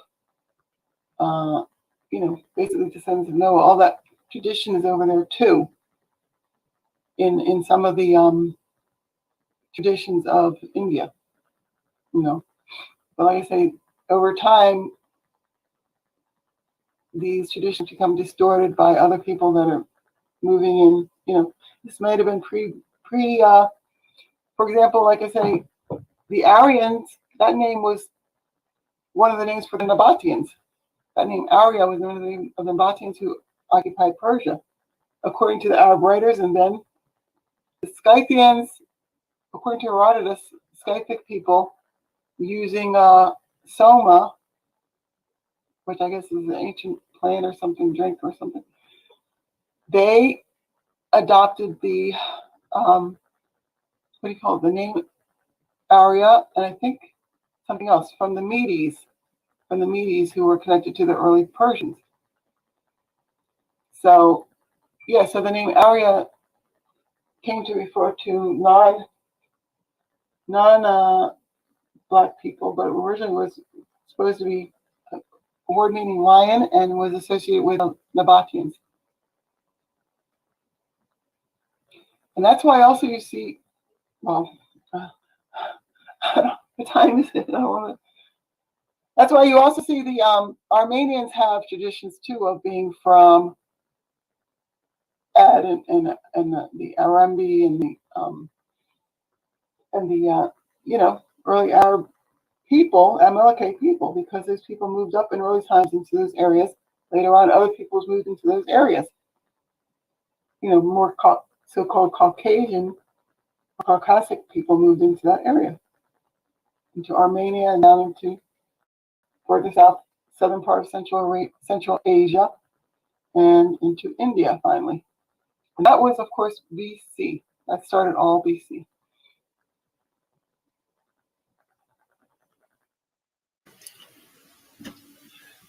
Well, family, if you combine these last two interviews together, that is over 10 hours worth of information you have to go glean. But I'm still going to ask the sister to come back for another interview at one point to cover the rest of the stuff in the book we didn't touch. That's going to be impossible, but okay. Well, not all of it, obviously. Yeah, people gotta get the book, but there's a lot. There's always a lot. So it's like we sometimes people gotta hear it a couple times. You know what I'm saying? Just to get the story straight. A lot of times, yeah. Yeah, no. Because if somebody doesn't get what I'm saying about the Sulaim, right? I may have to take away privileges or something. It might be worth it just to have you come back just to really do a deep focus on it, just so people understand the how integral it is to what you're talking about, certain things. Yeah. Or else I was thinking sometime I can go through the Black Spot. Sure. Some of the blogs posts talk specifically about like the Sulaim and their connection to mining. I call 3 posts, book length posts about the Sulaim and King Solomon, the miners, their connection to the Hamathites and the Judeans, Kenites, Yahweh, and all that stuff. Which I'm sure you saw that. Yeah, I think it would be fantastic to go through your blog spot with you personally. I think that would be fantastic for the people and me, because I might have seen things a certain way and got it incorrect, and I might need you to correct them like I typically need. You know what I'm saying? So that would be much appreciated. Well, yeah, I could do it either on your you can have me back soon and I can do that, or sure. Next week, like I say, for me, I might just focus on the connections between the tribes in ancient Yemen and their connection between these people, the same names in ancient Africa, and including the Libya, Maghreb area. Because, like I say, the Maghreb has people that have the same names as were known in the ancient Red Sea area at that time in the Roman period. So if you're interested in turning up for that discussion, family, find her on Facebook. She is Dana Reynolds Mornici on Facebook. And she will drop the Zoom link and you can jump into the classroom. And you can also see the video later if you're not able to make the class at Mount Meru Arts and Music. The name on the screen. Please go check out that YouTube page and please go subscribe. Very rarely do you get people. This is a very rare treasure here, fam. We have a scholar who is willing to sit down in free open classes about her information. This is a national treasure right here. So please don't pass up the offer. Whenever I have the opportunity, I don't get to make all the classes, but whenever I get a chance to, I definitely do. It's worth it. Looking and giggling because that person that was, I guess that black person was talking about J1 again. People start talking about DNA, which it's very, very complex, and then they start talking about connection of modern Arabs with J1, which is fine with me because it has nothing to do with ancient Arabs. But yeah, modern Arabs, I'm sure they are J1, a lot of them, but it has nothing to do with the ancient ones. Where the black, I'm sure if they took the genetics of a lot of the people that are dark-skinned Hadramautis, instead of saying that they're all slaves, if they took the genetics, they would find a completely different thing. They would point out that they were related to people in Jordan, and then some of the blacker people in the rest of the peninsula, as well as, you know, a lot of the Africans. So, Well, there you have it, family. okay. Well, thank you, Tyven, and it was very, you know, this gives me as much satisfaction as it probably does other people to hear, you know, that I'm able to say it out loud and give it to people. It's a treasure house of knowledge that we have now. Because, and that we have to start taking seriously. Pick up the jewels, wear it around your neck. Don't forget why these people matter, who these people are. Don't make up your own thing about them. There's no need to do that anymore. And it's all the evidence now. And please understand, family, it's an extremely well sourced treasure trove. Like, yeah, that's the sister is she's extremely meticulous about her sourcing. Even though there are a few mistakes I made in that book, but yeah, the book has a lot more put together than in a long time. So. Yes. Like I joke with some of my friends and say, you know, like sometimes half the page is footnotes. I think three quarters sometimes. Yeah, yeah, exactly. but I know it might be funny, but that's the way a lot of academic books are, you know. So yeah, exactly. It's that thick of information, family. You need to understand. You have to sometimes, you know, so people can't make up stuff. Look, you know what I would tell people to get that book that you have now, Corpus of Arabic. He puts all his footnotes in the back, I guess, or the end notes. Was that you that said you had the Corpus of Arabic sources? Yes, ma'am. I just got it. They have to go through that, and sometimes the footnotes have more important information than the rest of it. In fact, I'd say most of the time it does. Yeah, the corpus of early Arabic sources for West African history. Right. Yeah. And just remember to read it. Take it with a grain of salt, because some of the interpretations, especially when it comes to Black people in there, are, you know, incorrect as far as I'm concerned. Yeah, and I would definitely recommend that people read it in conjunction with your blog spot, because a lot of those missteps become seeable with your information. Right. But with that, family, stay tuned for the next interview. Please don't hesitate to tune in next week for the sisters talk on her channel. Yeah, I hope everybody enjoyed it and took notes. So we can have some good questions next time too. Yeah. Okay. And she will go through your questions with you on her time, family. It's a beautiful thing, because it's like a class. We a whole bunch of people will show up, or a few people will show up, and it's interesting because we all got different perspectives on it, and we all get scared when it's time for the pop quiz. I know, that's why I just tease you guys with that. I'm not going to put you on the spot anymore. that could be no, I still need it because it helps me know where I'm strong and where I'm weak on understanding the picture, because first of all, what I learned from your information is how much I'm beginning. I got a grasp on how much I don't know, right? Like, your information let me know there was a big aspect of the picture I was not seeing and was not being shown, and the depth of how far it goes. Like, the more you scratch, there's more layers. The more layers there are to the onion and whatnot. So yeah, exactly, yeah. So no, I appreciate the pop quiz and making sure it checks me, so I never get comfortable thinking I got it, because I don't. I know I don't. Well, people need to start taking notes. That's all I know.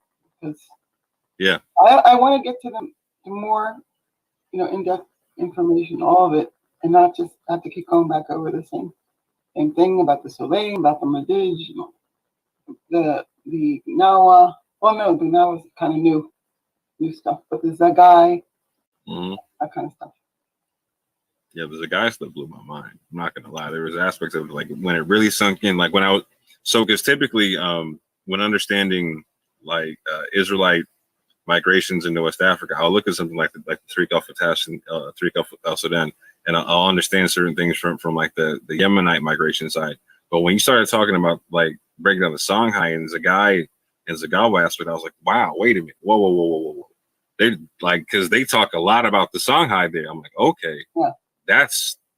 I didn't even recognize it had that many multifacets to it. Yeah, the Songhai is just another name for the Sugai or Isuagan speakers, otherwise called Sagai, and in Chad called Zagawa. You Or know? Zawaga, depending on the age, era we're talking about. Thank you, Raybon. Thank you. Yeah, thank you. Mhm. And stay tuned, because I'm definitely going to try to bring Dana around on as many different channels as I can. I'm going to air this on a couple different channels, and I'll definitely be getting at you about doing interviews with other people and other channels in the future. Because, like I said, this is important, integral information, and I think the Israelites, once they start to understand what you're talking about, I think they'll find it extremely invaluable. Like I don't think they know what they're missing yet, and once they find out, I think they'll latch onto it real fast. Right. I think so. Like I said, I've been feeling drawn to that aspect of the African American community. So.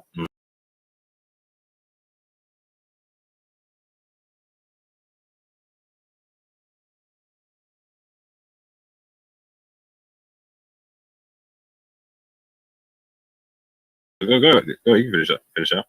No, I was just going to say it's a pleasure for you to have me on. I'm just being interrupted again by somebody. So, okay, I'll see you next time. Okay. Yeah. Take care, family. Take care, family, and we will see you next time. Yes. Thank you very much, everybody. Thank you. With that, I say I'm gonna leave y'all with a cut like I normally do, and I say peace and love.